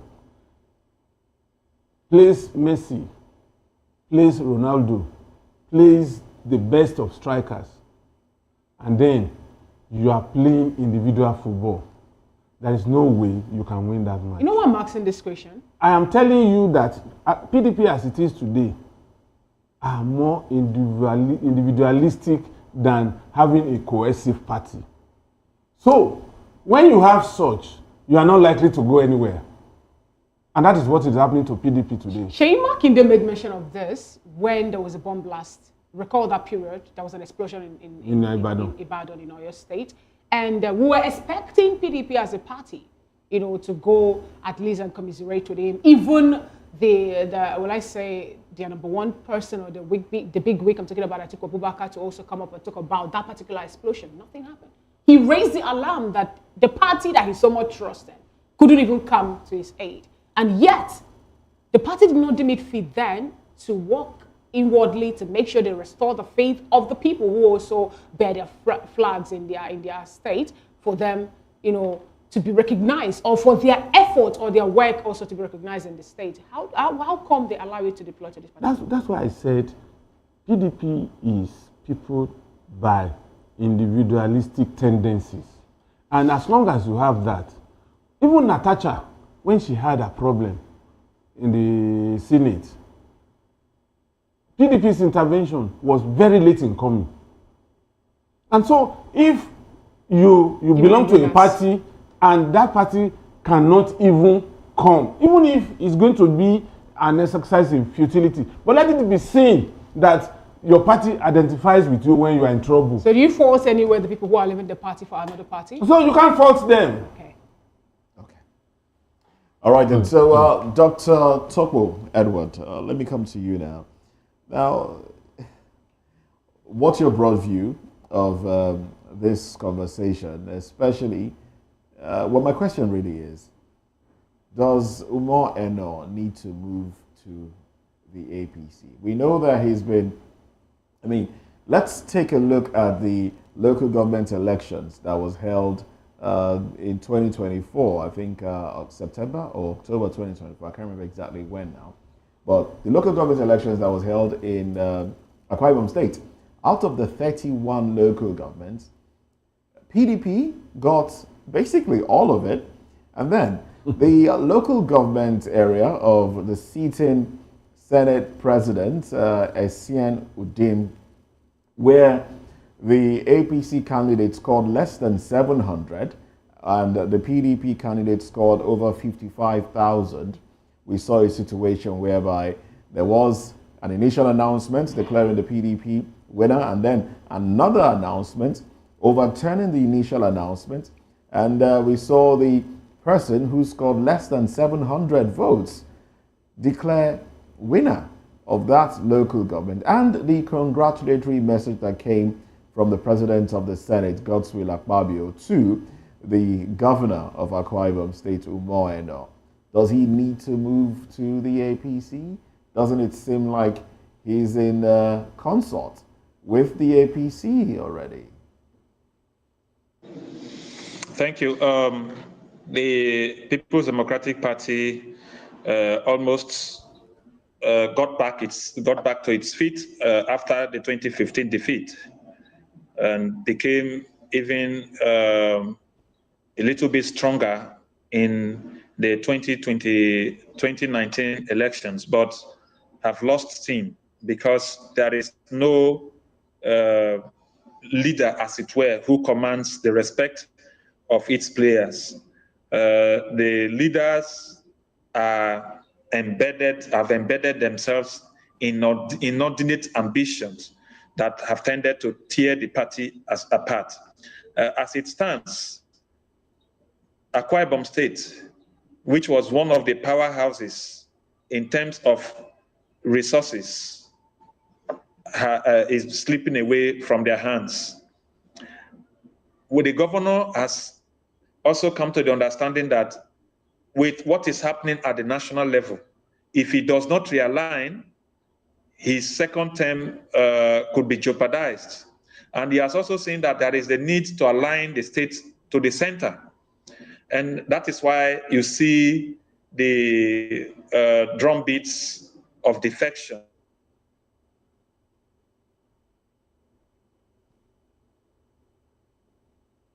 happening. Sorry, it is a matter of when. And so we see a movement of states in the Niger Delta. You know, we all know that the Niger Delta was more like the powerhouse of the PDP. They had 5 of the 6 states, except Cross River State, which was not even a very strong financial base in the Niger Delta. They had 5 of the 6 states. Now, Delta is gone, Edo is gone, Akwa Ibom is about to go, Rivers also likely to go. So it will only be left with Bayelsa. So it clearly shows that any governor that is smart and that wants to save his office and be influential in the next dispensation, even if he is not going to contest a second tenure. Well, the reason I asked the question, which I think you've stylishly avoided, is the fact that we've heard certain individuals say, look, those that will leave the PDP are not even as much as those that will remain to ensure that the party doesn't stand. Those that will remain to further disintegrate the party will be more than those that will leave. Do you foresee Umar Eno as one who just might be there, not to step out, but to remain and further weaken the PDP? Following antecedents, of course. He has to go. He has to align. Okay. Because he knows the centripetal forces that are building around him. If he does not align, it could be detrimental to his political future.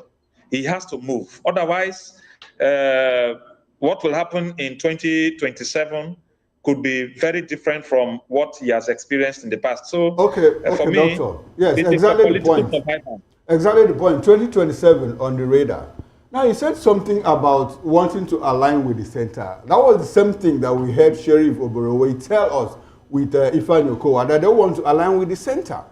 So, if Umar Eno is trying to align with the center, and like you said, Rivers might follow, all of them trying to align to the center. 2 questions. At what point did they realize that it is pertinent for them, that it's imperative for them to align with the center? I mean, APC has been in power for the past 9 years, and all these states were PDP states. Didn't they know they should align with the center?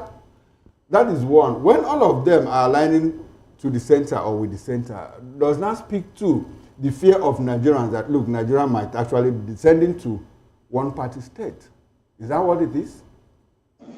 Since the APC came into power in 2015, Nigeria has almost run a one-party state, even though we have over 30 parties in the books. The PDP has not been able to play the role of the main opposition. If these governors had some level of protection, if they were united as a party, it could have been formidable to even protect them. But you see a disintegration at the center to the extent that even their secretariat is now being taken away. And so you don't expect a governor who wants to, survive politically to stay under a roof that is collapsing on his head. And that is what is playing out. It is for survivor, political survivor. So aligning with the center, yes, definitely confers some advantages to the states. It confers some advantages. Nigeria opposition parties from 1999 till now, the APC played the role of an opposition when power was in the hands of the PDP. But since PDP lost the 2015 presidential election, they have been unable to play the role of the main opposition party in the state, in the country. So, Dr. Tobo, as far as you are concerned, Nigeria is already a one-party state. So Nigeria is a one-party state. Okay. Nigeria is already a one-party state. You see, how many times have you seen a party in opposition could actually be litigating on several policy issues? They could be addressing press conferences. Their national spokesperson should be on air like every other day. All right, to be able to intervene in policies that the federal government is coming up with. Even the economic hardship in the country, you hardly hear the main opposition go on air or to go to their national conventions or NEC meetings to speak boldly against. All right. Thank you very much, Dr. Tokpo Edward. Let's have your concluding thoughts now in about a minute or two, if you don't mind. You could merge all the conversations we've had so far. Thank you very much. What I would say is that for now, Nigerians still have the decision to make whether to stay on the path of the current system or to seek a new path. Now, there are talks about coalition. There are talks about, different key players, key actors coming together to form an alliance. However, if you see that those same persons are those that have held the wheels of power in the state in the past, and that they have not done anything significantly different from what is on the ground, I think that Nigerians should be able to make a choice for themselves. And this time around, they should not only follow godfathers or leaders to vote against their own conscience. They should vote according to your... If you are giving even as much as 100,000 naira for a vote, for your vote on election day, that 100,000 naira may not take you up to a week, and then you will suffer for 4 good years. All right, that's a good place to answer the conversation. Make good use of our voting power in 2027. All right, thank you very much, Dr. Tokpo Edward, Public Affairs Analyst, Senior Lecturer at the Department of Political Science, Federal University, Otuake, Bayelsa State. Also a consultant on policy formulation, community development, and Niger Delta affairs. We do appreciate you for your time and your contribution to the program. Now let's bring you back to the studio now, where we have Daily Fanimo, a seasoned reporter. Let's have your concluding thoughts as well. Well, on Fubara and the people that are trying to mend fences, I think it needs to be very, very intentional and be careful on what he will sign off on behalf of Rivers people, because there is no way it will not likely be just changed in this process. But for now, what the APC is trying to do is to capture the resource of the country through these governors. If the Niger Delta, that is the cash cow of this country, is now on the radar for APC, I think it's game for them, but not game for Nigeria. All right then. Well, thank you very much. And that's a good place to anchor the conversation. We must say, really appreciate Daily Fanimo, seasoned reporter, VOP analyst, as he stays with us as we get into the newspaper proper at 10 o'clock. I am Moses Humphrey on behalf of my colleagues, Chukwuma Okorofina Okechukwu. Wish you a beautiful day. Happy Workers' Day. And join us again at 10. That's a few minutes away as we delve into the papers. See you then. Bye for now.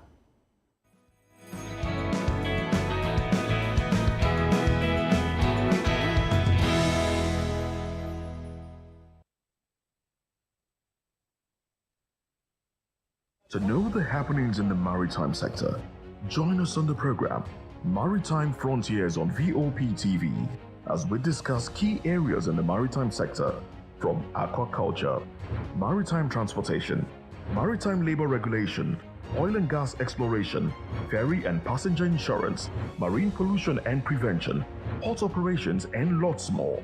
Join me on Sundays every 2 p.m. to 3 p.m. on Voice of the People TV. Maritime Frontiers, exploring Nigeria's blue economy. Step into a world where stories unfold, secrets unravel, and dreams come alive. Every story has a legacy. Every legacy holds the power to inspire. A unique interview series that celebrates the lives of Nigeria's elder statesmen and women through their remarkable journeys in the military, diplomacy, public service, academia, medicine, and beyond. Conversation that transcends generations, offering guidance to youth leaders, diplomats, technocrats, and future change makers. We unveil the wisdom, resilience, and achievements that shapes our nation and the world.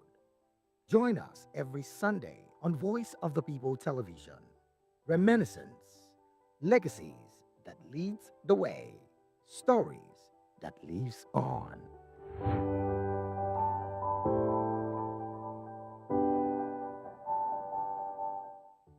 The red carpets, awards, the razzmatazz, music, fashion, interviews, and more. Spotlight on Voice of the People television. Let's feed you with all the juicy stories in the global entertainment space, bringing you the glitz and glamour as it is hot. Stay tuned to Spotlight, 1 p.m. Monday to Friday. Spotlight on VOP TV. Entertainment like never before.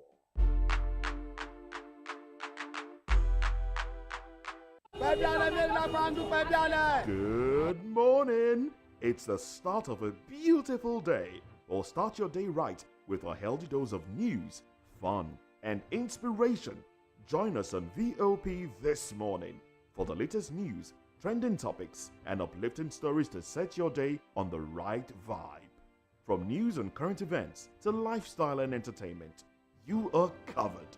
VOP This Morning, 8 a.m., Monday through Friday.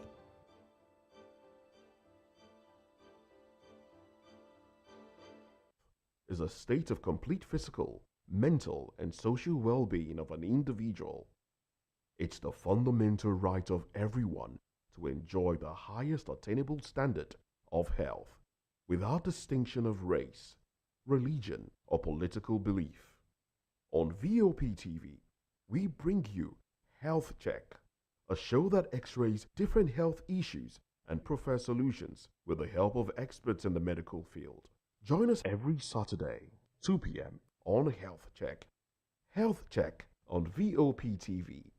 Your health, our priority. Everybody keep watching Voice of the People. All right? Love you all.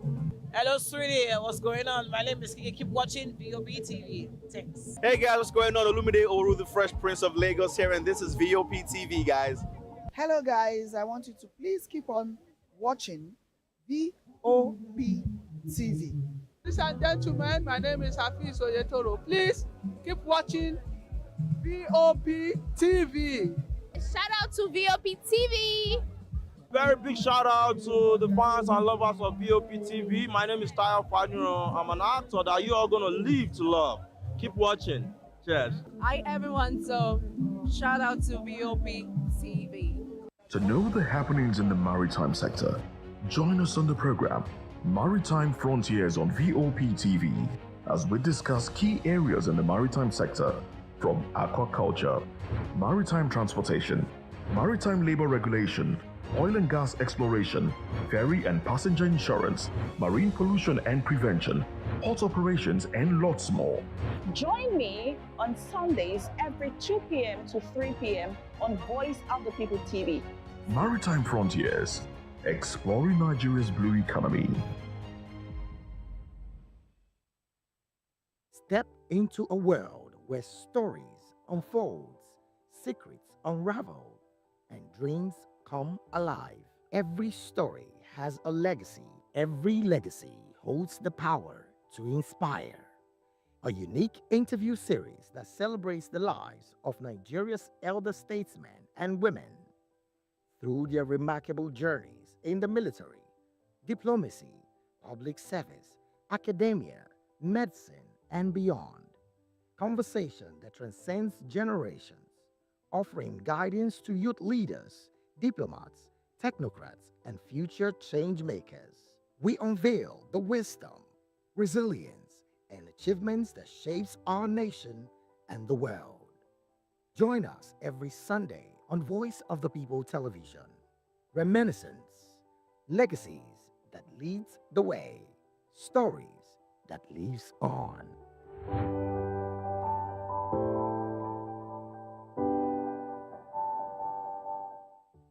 The red carpets, awards, the razzmatazz, music, fashion, interviews, and more. Spotlight on Voice of the People Television. Let's feed you with all the juicy stories in the global entertainment space, bringing you the glitz and glamour as it is hot. Stay tuned to Spotlight, 1 p.m. Monday to Friday. Spotlight on VOP TV. Entertainment like never before.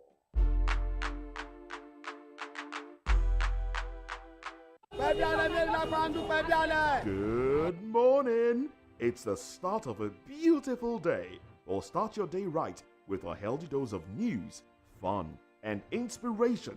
Join us on VOP this morning for the latest news, trending topics, and uplifting stories to set your day on the right vibe. From news and current events to lifestyle and entertainment, you are covered.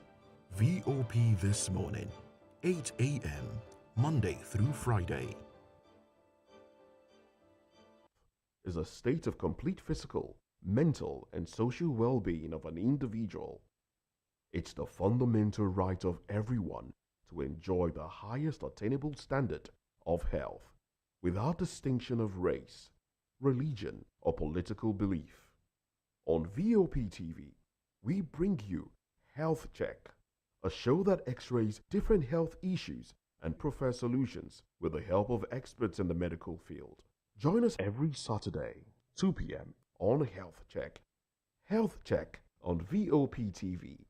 Your health, our priority. Everybody keep watching Voice of the People. All right? Love you all. Hello, sweetie. What's going on? My name is Kiki. Keep watching VOB TV. Thanks. Hey guys, what's going on? Olumide Oru, the Fresh Prince of Lagos here, and this is VOP TV, guys.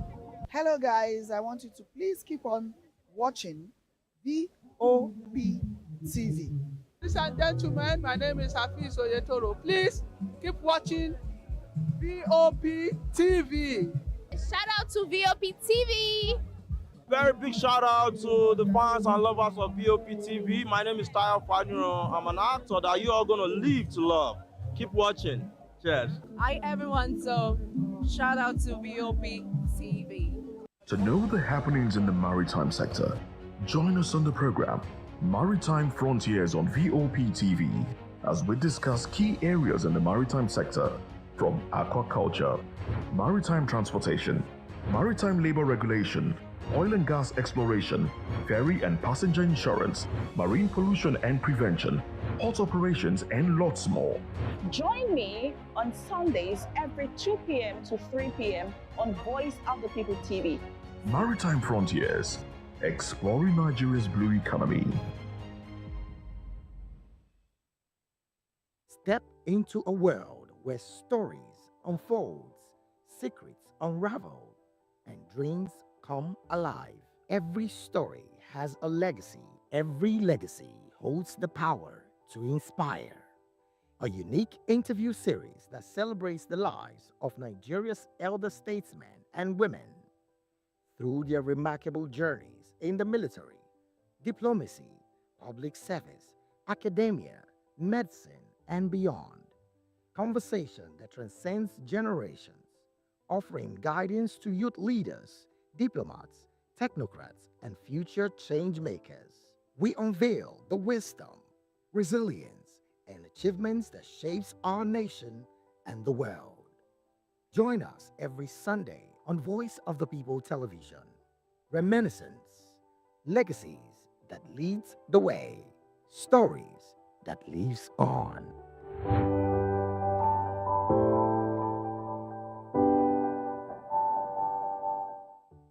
The red carpet. Step into a world where stories unfolds.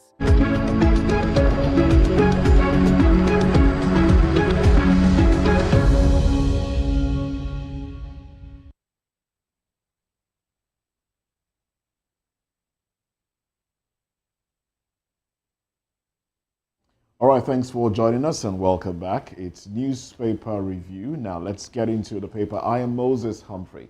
And I am Chukwuma Okoro. Thanks for joining us again. And yes, of course, we have Daily Fanimo with us. Good morning once again. Thanks for staying back. Now let's get into the papers. We have a few dailies in front of us, and we'll just might be touching on a few more as we proceed on the program. Once again, it's May Day, so happy Workers' Day. Happy New Month to you as well. Now, talking about May Day, agitations over cost of living crisis, workers' welfare on May Day. That's on page 6 of the Guardian newspaper. And right there, you have representatives of organized labor. Yes, and then some other headlines here. Hassel MFB partners AFOS Foundation. Carbon Connect on biochar initiative. 2 million Nigerian children yet to be immunized, says UNICEF. Ayedatiwa hinges development projects on Tinubu'S fiscal support for states. Customs seizes 921 billion naira sex enhancement drugs contrabands. 921 billion naira. It's interesting what we are focused on in this country when the economy is deep in. Oh well. Akwa Ibom, we'll touch on this later. Akwa Ibom governor fuels defection speculations, calls PDP spoiled plane on 2027 flight. All right then. And yes, of course, the window headlines, UBE fund. Tinubu approves 5-year backlog for states. Pandemonium at Port Harcourt refinery as EFCC quizzes acting MD. Tinubu, Obasanjo, Anyoku, others pay tribute to Ayo Adebanjo at service of songs. All right, so these are the headlines. Let's start off with, the Workers' Day. It's also the same headline that cuts across the Punch newspaper as well. Labour demands wage review to ease cost of living crisis. NAS to address workers' concerns. Labour rejects 70,000 naira pay over rising inflation. Others. So, the workers and minimum wage. That's on the front burner. What are your thoughts? Labour correspondent. Oh, that's true. Yes, for years. Labour correspondent, Labour reporter, Labour editor for several years. Can you tell us, sir? Well, I have this nostalgic feeling that on a day like this in the past, when I was on the field with my colleagues, we were always at Abuja, at the Eagle Square, and policies would be rolled out. Actions and inactions would be discussed, and then there will always be a form of challenge to the ruling government at that time and all that. But we're yet to see all this now, and it's quite unfortunate that the base of the labor movement has been weakened such that we no longer see the labor movement as a bastion of hope for the workers in Nigeria. And one other thing that is instructive is that I've always said it, and those days of Oshiomhole and Peter Esele, with the backup from people like Kokori, people like Azan Sumonu, people like Ifotako and the rest of them, what they actually the narrative they were pushing then was not just saying you should give more pay, because no matter how much you pay a worker, his cravings and his indulgence and even his basic needs will climb up to that. The euphoria will not last more than 6 months. And you just find out that they are basically back to where they were. And so for me, and my study in the school also showed me that salary is just the 5th on the list of human needs in hierarchy. So most times when labor demand for more pay, I tend to ask myself, is it in isolation of the market? Is it that if you move 70,000 naira as it is today to 150,000 naira tomorrow, is it that the market forces will not suck in this increase? And that's what we have witnessed in the last 6 months. 70,000 then was considered a reprieve, though short-lived now. So for me, I think labor should move away from salary increase.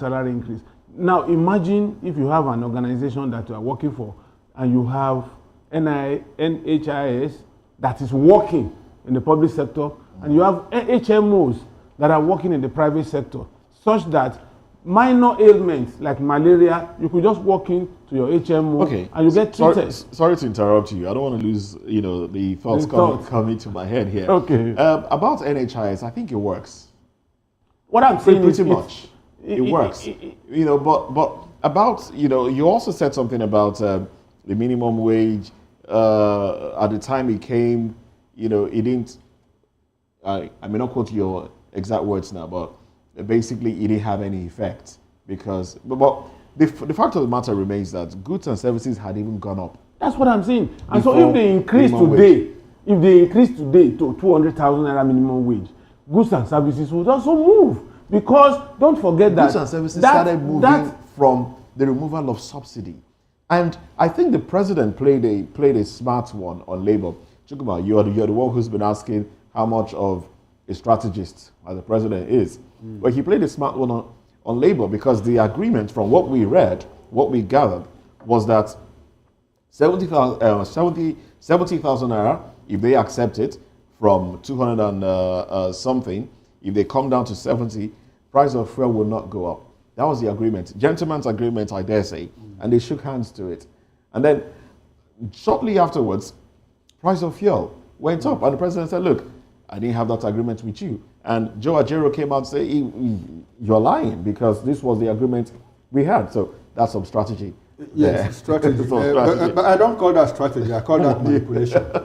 That is clearly manipulation. I might have a different view of what strategy is all about because I come from a background of strategic studies. So I clearly understand. I clearly understand what the meaning of strategy is. Strategy it's a German word. Stratagem, which actually means somebody planning to win a war and who actually wins a war. So is it a total war that a strategist is winning, or is it a partial war? It's total or partial. Because the people that were the president of Nigeria. So what's the value? What's the value is he achieved his aim. That's manipulation. If you achieve this aim and is unable to, fix problems in different sectors. I also go back to my background because I know about people who were clearly strategists and they were able. But let's not deviate. We are not deviating. I just want to touch on that briefly before I move. Because people who Alfred von Schlieffen, senior and junior, they had the junior ones and all of that. We also had Karl von Clausewitz, who said that police is a continuation of war by other means and all of that. These were total strategists who, within Prussia, within Austria, within Germany, they were able to redefine the settings, merge together and all of that, and move their countries forward. That to me is strategy. The other one is manipulation. Now, that said, this man has told us what happened in Ego Square. When they go, press release, orators, people who come, he has mentioned names. But he didn't tell us about behind the scene, what happened after all these things. Oga, you didn't tell us what happens behind the scene after the Labor Day, whatever, your report. To me or to Nigerians? I'm not to you and your colleagues in the Labor correspondent. I'm not asking you to write stories. And write stories. Yes. And that is the end. And that is the end. I didn't ask you to answer. It was rhetoric. Well, you know that you are a journalist. I'm a reporter. Okay. I'm only duty bound to report. Every journalist starts from reporting. If you never reported, then you are not a journalist. Okay. Now that said, on the lighter note, the thing about labor is I've always asked this question, and let me ask again: the NLC, who actually is a laborer, who are members of the labor in Nigeria, and are they clearly speaking for? Because I'm talking about the informal sector. people who are not represented. You go to Koshofe Market, Mile 2. You go to Aspanda, you go to Okearin Market, in all of these places, all parts of the country. Who speaks for these people? Is it the NLC? When they are negotiating for minimum wage, pay rise and all of that, do they factor in those people? Which people? The informal sector. I just talked now, about... do you know one funny thing? I'm trying to recall the people you actually mentioned here. The people that... I'm talking about people that... Workers within workers within the informal sector. They have unions too. They have some unions that they have unions too. Unions like vulcanizer unions. Do you know that are they affiliated to TUC and NLC? No, they are affiliated. Some of them are affiliated to NLC. Okay, so but you have to organize yourself and go by the rules. Okay, you should organize yourself, or NLC should organize you. No. Okay, how about the market woman? How about the market woman who doesn't belong to any union? Who speaks for them? We are trying to interrogate the issue of labor. But I think there used to be these amalgamated union of traders and all that. They come together. But the point is, when it comes to negotiating for salary, it's basically the formal sector. The formal sector. So the informal sector is excluded. Why? But when they want to call people out, they don't leave out the informal sector. No, it is people from the informal sector that will even pour into the streets. That's what I'm saying. Come and demonstrate, because the man in Pengasan will be in some high office. The man in Nubi Fair, will be locked inside somewhere, ensuring that you also do transactions with your app and all of that. So in all of this, I think we also need to reinterrogate or reinvent what the label actually means. Who speaks for these people? And Nigerians are more like a lot of dissatisfied with what we have today as the NLC. It's no longer as vibrant as it used to be when we had the likes of, like you said, Kokoro, Hassan Sumonu, Pascal Bafia, and all of even Adams Oshomole, who also used that as a platform. Who potted, from one side to the other side.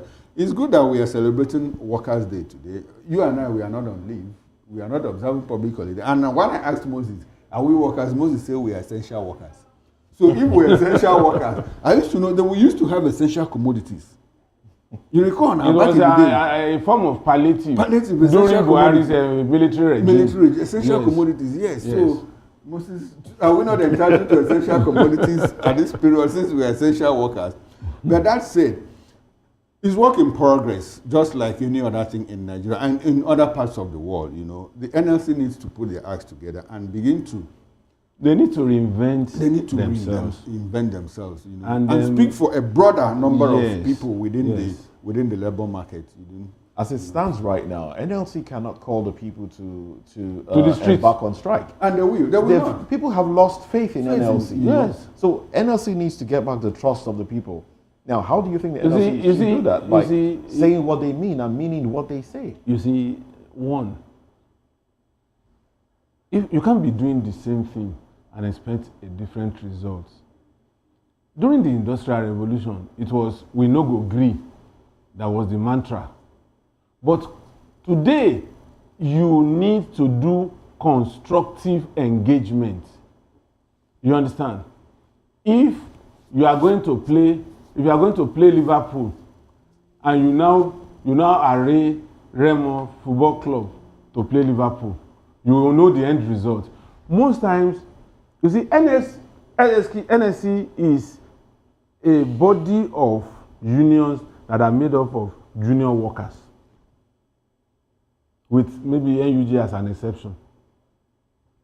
TUC is meant to be the umbrella body of senior workers. That's why you have Pengasan, Petroleum and Natural Gas Senior Staff Association, and then you have NUPEG in NLC for junior workers.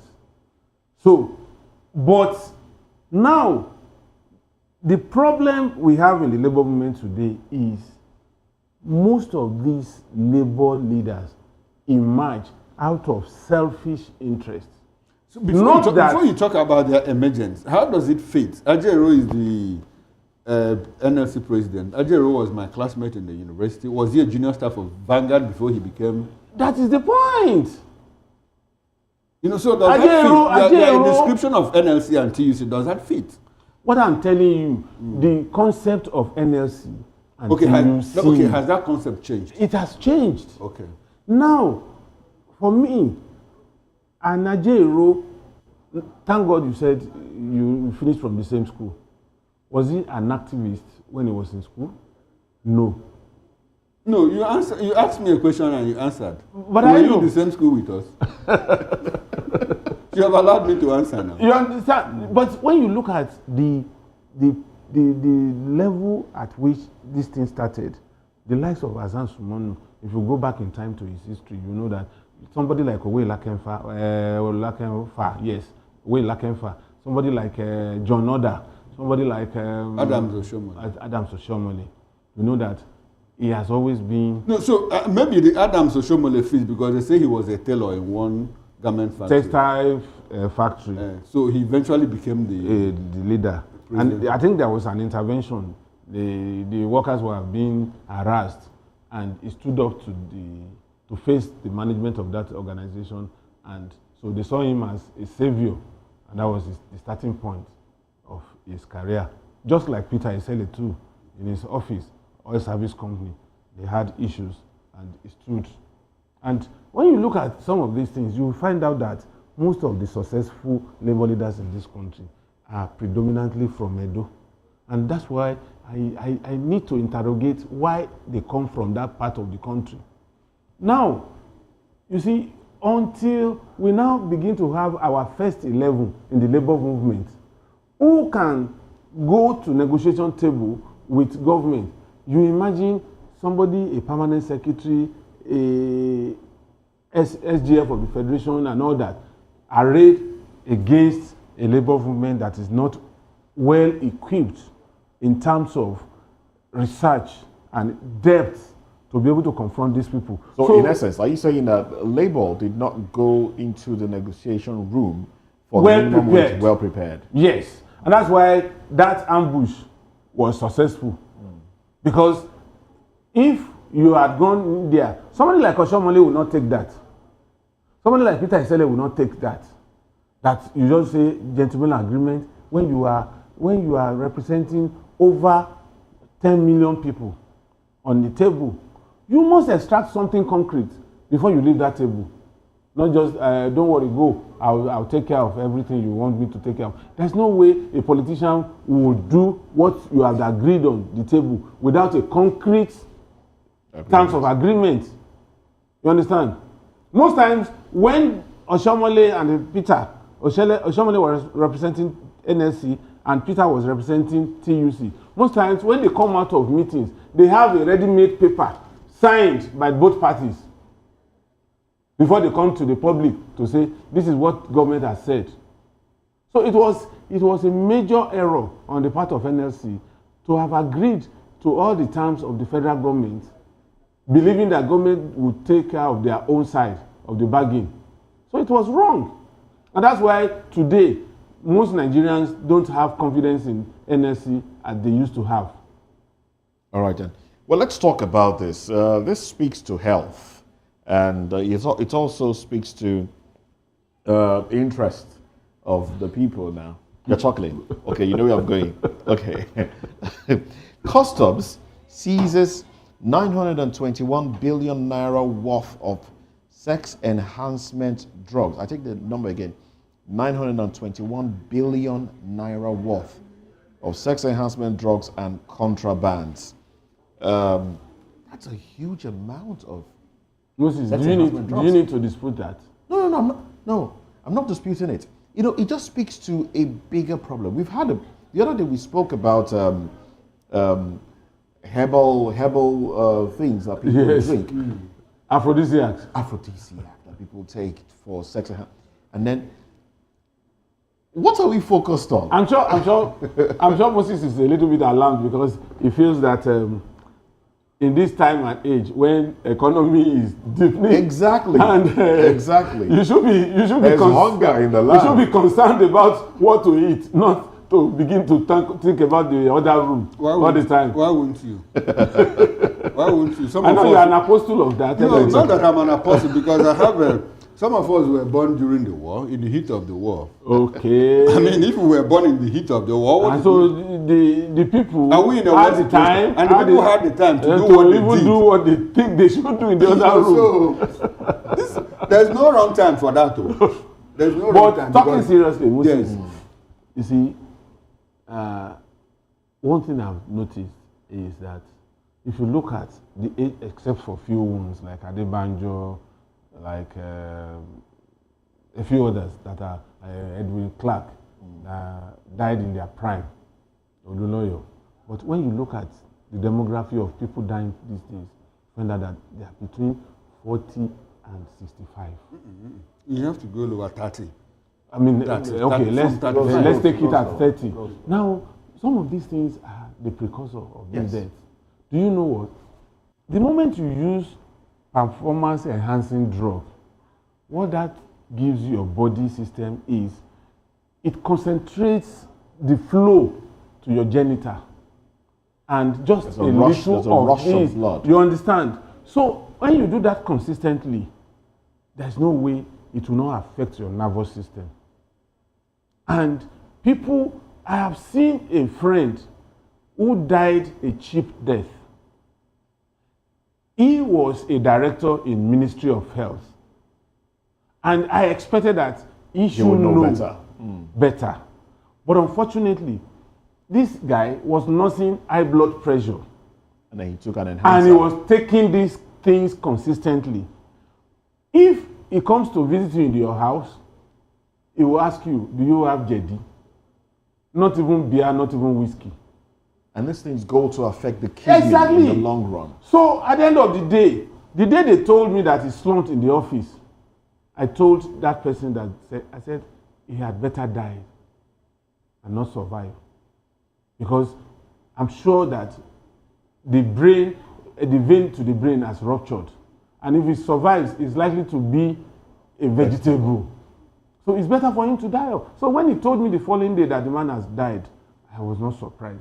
Because he was taking this thing, and most of these things, they don't even have dosage.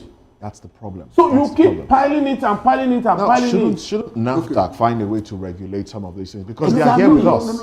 Before we get they are here with us. Yes, before we get to NAFDAC regulating, Dele has just talked about the effect.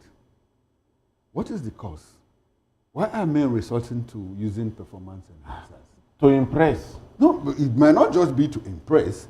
It must also be as a result of erectile dysfunction. Erectile dysfunction, and what leads to it. Some of these things are psychological. They are. You know how the perception of it, it's wired. It could also be biological.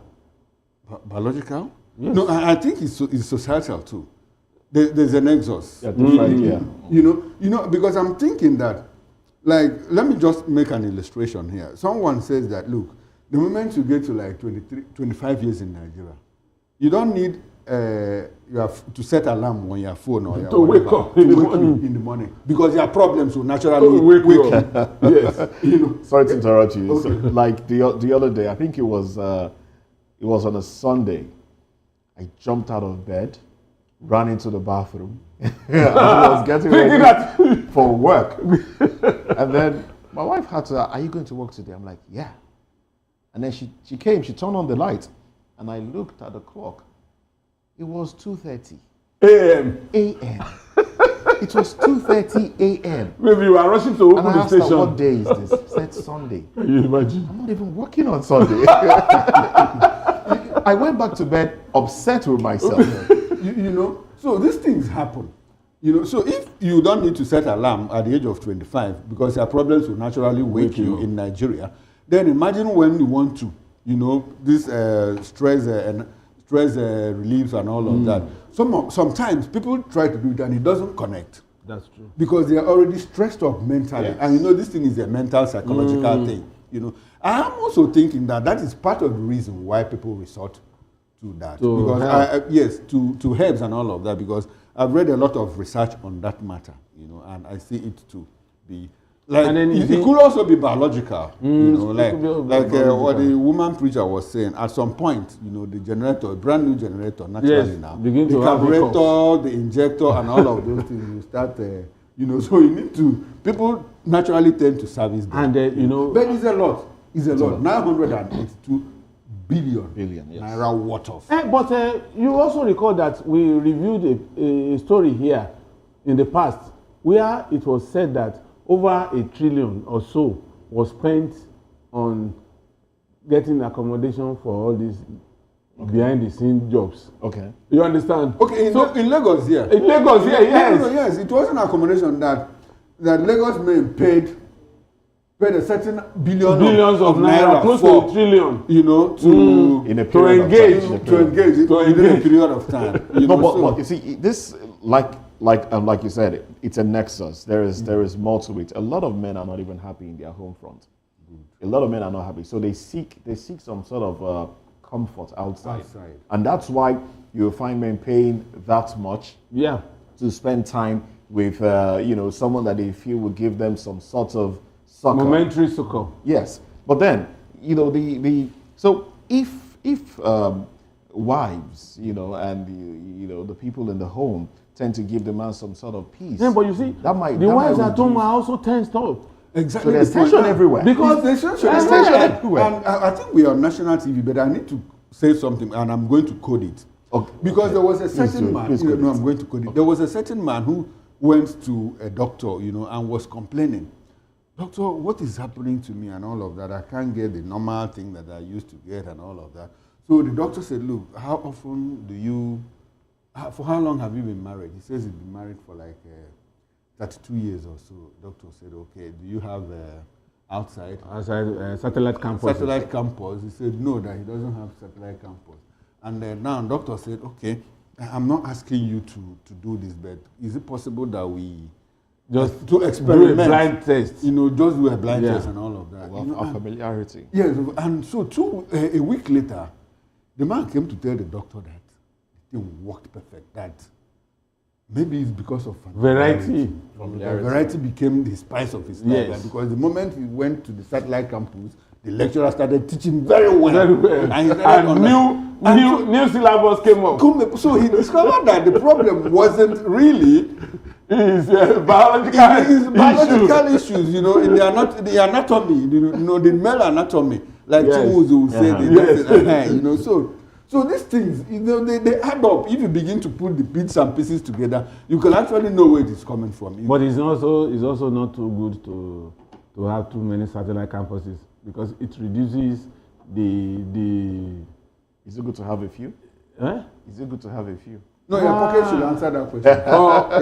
Your pocket answers. We are already on the second half of the game. Okay. You are still playing first half. Okay. So you should be able to answer that. All right, no problem. But just you know, it takes a wealthy man to even want to satellite campus. Yes. That's where you are. Warren Buffett said, you know, we all keep talking about what Warren Buffett said. Yes. Warren Buffett said that you cannot test the integrity of a poor man. Yeah, that there you have it. There you have it. Oh, well, let's go into other conversations now. Pandemonium at Port Harcourt Refinery as EFCC quizzes acting MD. EFCC quizzes acting MD. Okay. Well, you want to chime in on that one? Why should there be pandemonium? What should there be pandemonium? As a matter of fact, you know how EFCC does their thing, and they wear their jacket. They will go block the gate and why don't you just enter Gestapo even invite the Gestapo style of yes. Just invite the man. Ask exactly, him to come to your yes. office. Must you create and that then scene? if you feel that you could boast, then you plan. No, they want to be seen to be doing something. Their job, exactly. You know? Okay, do you know that? I keep saying it. Do you know that ICPC gets more convictions than EFCC? And they do it quietly. Oh, yes. You understand? But they do it quietly. They don't shout. They are men and officers. Are they policemen? They use policemen. Okay, they use policemen. Policemen, yes, to effect arrest.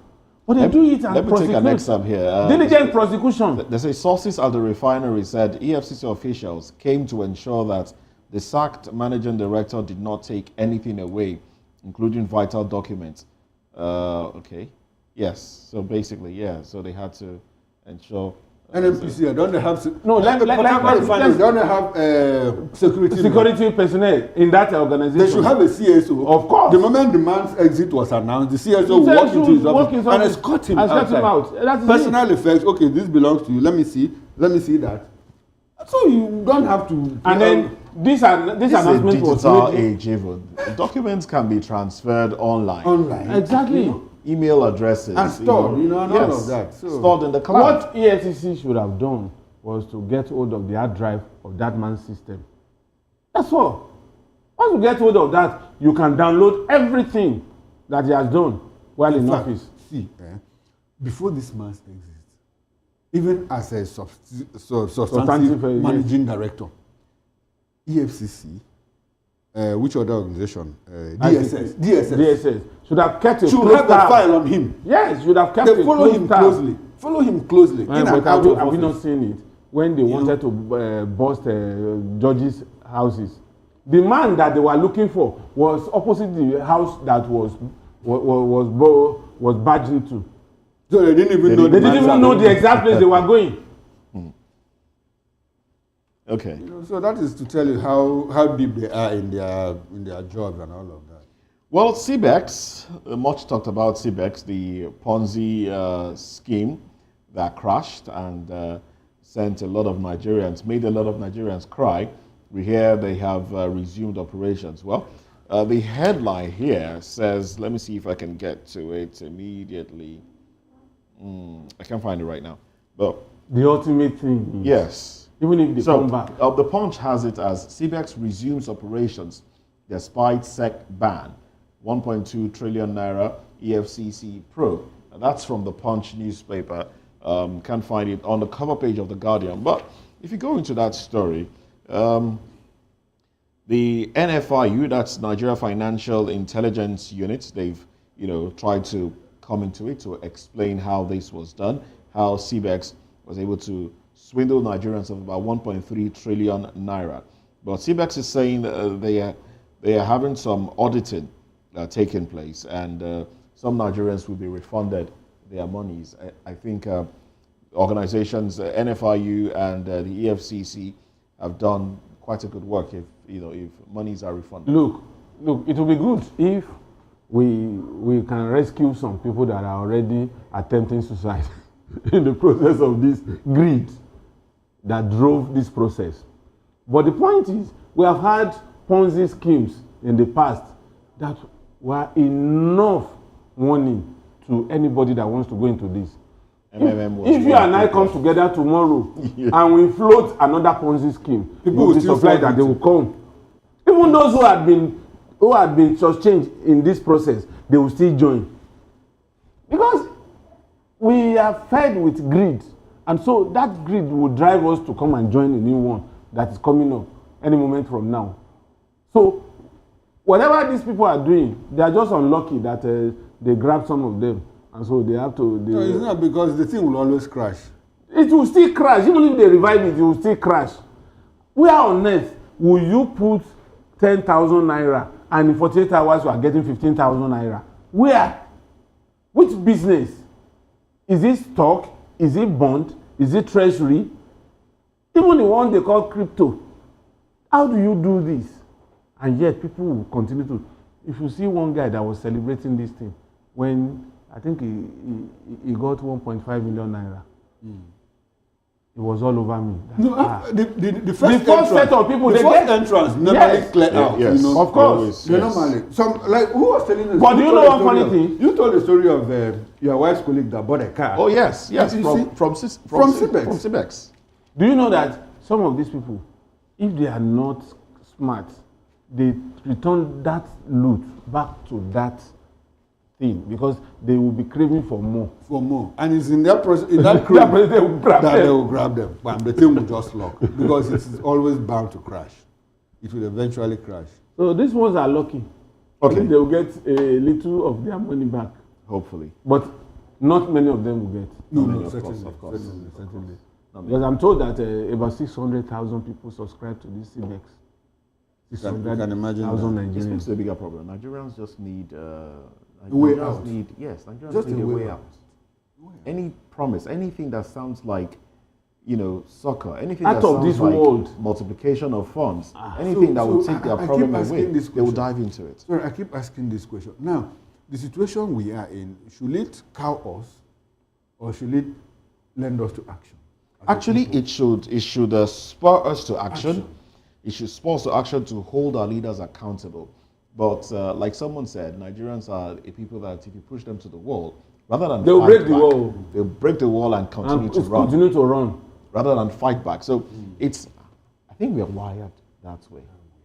And that's why our politicians take advantage of it. Have we always been like this? Is it a new thing? It's not a new thing. I think we've always been like this. We were beat into this. You understand? No. I don't think we've always been like this. If we've always been like this, we wouldn't see the beginning of the war itself. The coup itself. Yes. We couldn't have seen Operation Wike and what happened in the Southwest. Exactly. The outcome of these 1964 general elections. All of that would not have happened if we were wired like this. I think we were cowed somewhere along the line, we were beat into shape. By who? By our leaders, of course. The leaders. So if we weren't like that, why did we submit? Why did we succumb? Why did we succumb? Well, what readily comes to mind with the wiping out of people like Dilip middle class also like got wiped off the radar. So it is now either you are poor or you are rich. No, exactly the point. So at that point, why didn't we the middle class was a buffer at that time. Like that. The middle class was a buffer because the middle class is populated by the elites that couldn't find themselves in the rich community, upper class. So now here, by the time you are beaten back from middle class to the lower rung of the ladder, you submit yourself. You ease down. You feel well. Nigeria has dealt with me. Let me just remain where I am. And the rich would also look down on you and begin to do certain things that will make you sink deeper. But the point is, maybe some of these interventions would also open the eyes of Nigerians to the fact that these people, they will continue to do this because they know that you have acquiesced and you are not ready to contend with them. And the only way to do it is to contend with them. My friend would say, Nigerians' eyes are open, but they are wearing dark shades. so they can't even see clearly. They can't see clearly. Well, our eyes are open. Yeah, quite. And the middle class you talked about have found a way to leave the country. Of course, because the travel is not mincemeat. I mean, it's not an easy thing. So people that they are not gather the funds have left. Okay, so three of us on this table now. Where do we belong to? The lower class now. We don't know. Are you in the upper class? I'm not in the upper class. So where are you? Okay, so there's no middle class. There is no middle class. No, Chukuma. you can't say that. It's not about your academic proficiency. So it's about what? It's about what you have in your pocket and your assets. Yes, I feed myself. I live in my own house. I pay my children's school fees at the university level. All right. Can you pick your ticket now and travel to? Let's move away from that conversation. Let's talk about UK. This headline here says UK speaks on Britain arrested in Nigeria for arms deal. So let me just read what's been published. The British High Commission on Wednesday refuted claims circulating in the media that a 7-member of the United States Armed Forces is involved in an alleged illegal arms procurement operation in Nigeria. In an official statement released by the Commission, a spokesperson for the High Commission clarified that the individual identified in recent reports is not currently serving in the UK military. Not currently serving in the UK military. The individual identified in recent Nigerian media reporting is not a 7-member of the UK Armed Forces, the statement read. Now, further information provided by the Commission revealed that the individual previously served as a junior rank in the UK Armed Forces Reserves and has since been discharged. It was also confirmed that the person held no commissioned officer status during their time in service. Should it matter? whether he helped. Exactly the point. I mean, does it make a difference? It makes no difference. Does it make him not a Briton again? He's still a Briton. I was thinking that they would just say he was never in the military. That would have exonerated UK government. Even if he wasn't, he's still a Briton. He carries a British passport, so he's Briton. So what are we talking about? So why are they trying to spin it? I wonder. To what end? The fact is that he was caught gun running in this country, so he should just face the law. It's as simple as that. Or do they want to treat it like others? So that you will now begin to talk about a treaty that will make you repatriate him to go and face charges in the UK. No. You know, and we also see how our nationals are being treated by foreigners, and nothing comes out of it. We're talking about people who were spraying naira and people doling out naira to policemen. And policemen were guarding them in the process. And then they are arresting e-money for spraying dollars and pound sterling and stepping on naira. I think we're a joke here. Big joke in this country. Big one. Oh well, these are some of the headlines here.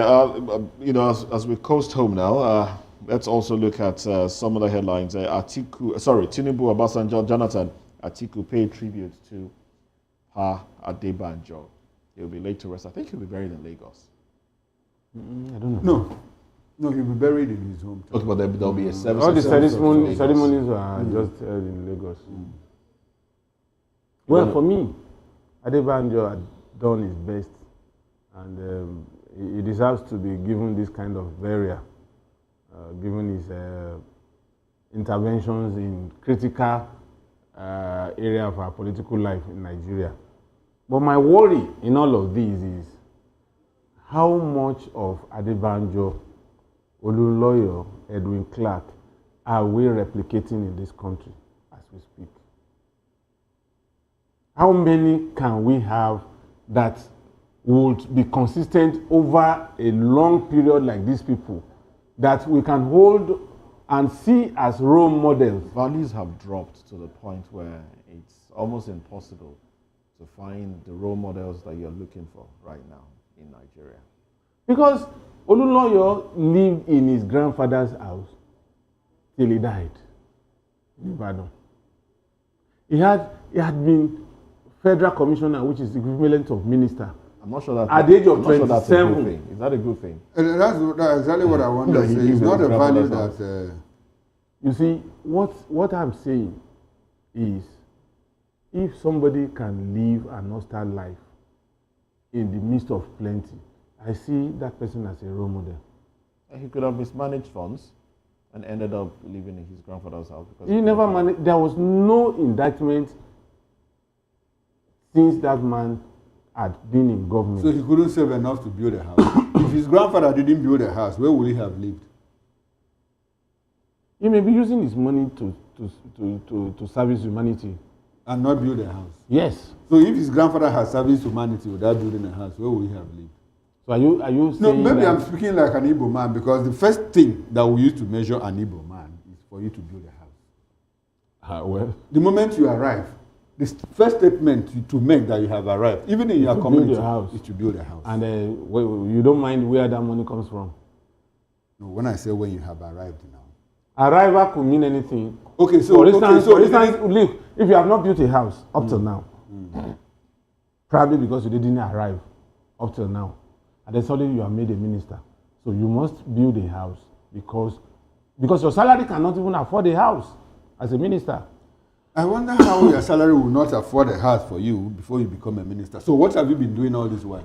I've seen somebody who came out straight out of school and became a commissioner. It's strange you're asking that. We've seen people who are panel beaters. Okay, look at that man. And the person was doing panel beating. He couldn't even afford a house. Moses, look at that man that was and he made him a minister so that he could not afford a house. Is that right? Look at that man in Kaduna that became House of Rep member on the ticket of Labour Party. He was riding Okada. So that man must build a house. Then you have not seen Okada riders that own houses. What I'm saying is, now that man was living like an ordinary man who suddenly he found himself in House of Rep. I'm just trying to imagine, I'm trying to figure out how you want to justify that Olunloye didn't build a house and was living in his grandfather's house. Is that a value that we should that he exported? Okay, what about Pope? that left $100. I knew you were going to go there. Pope that left $100. Was Pope Nigerian? Eh? Was he Nigerian? So are we using Nigerian standard for everything? Okay, so you want our president to leave $100 in his account? Why not and if not? If he does, have you left 100? Do you have a minimum a ceiling of $100 in your account? I have more than that because I work and I get salary. So what value are you exporting? Eh? You have built a house in where you live. Why didn't you follow Omololuyo's legacy and go to your grandfather's house in Akure to live? Because I could afford it. I was doing. So he couldn't afford a house. He couldn't afford a house. Okay. Now, well noted. Okay. well, let's. 2 million Nigerian children yet to be immunized, says UNICEF.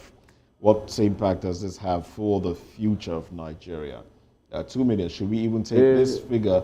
Should we consider this? I see it as lower than what? Immunized the reality. What?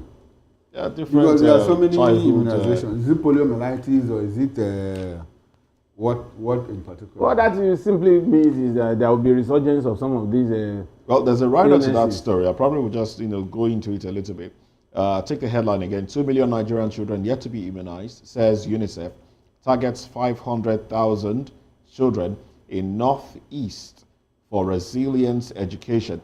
And then UNICEF, of course, United Nations Children Fund, disclosed that 2 million Nigerian children are still at 0 dose or unimmunized. And then in partnership with Education Cannot Wait, the fund has launched the second phase of the multi-year resilience program, targeting 500,000 school-aged children in Borno, Adamawa, and Yobe states. These are, trouble areas. I wonder, are they going to go to IDP camps to cater to these children? Well, speaking during the World Immunization Week, the Walk for Polio in Lagos State, the chief of Lagos Field Office, Celine Lafucrea, stressed that, she talked a lot about immunization. So the focus here is on polio because it was at the polio event. But she talked about, immunization in general. So there's because we are running out of time, one clear statement I will make is that, okay, they are unable to get in there to do the immunization because these are troubled regions, troubled areas, troubled zones. Unfortunately, by the time we conduct elections, this same troubled zone, INEC will be able to penetrate, to the deepest, to the crannies, nooks and crannies of all these places, and they'll come out with more than 2 or 3 million votes. So what does that tell you? But the point is, already we are off the radar. We cannot force US. It's the biggest donor in achieving what UNICEF. When they said USAID had cut down, we donated 4 billion naira to a certain cause. Was it about HIV or malaria or something? It was HIV, malaria.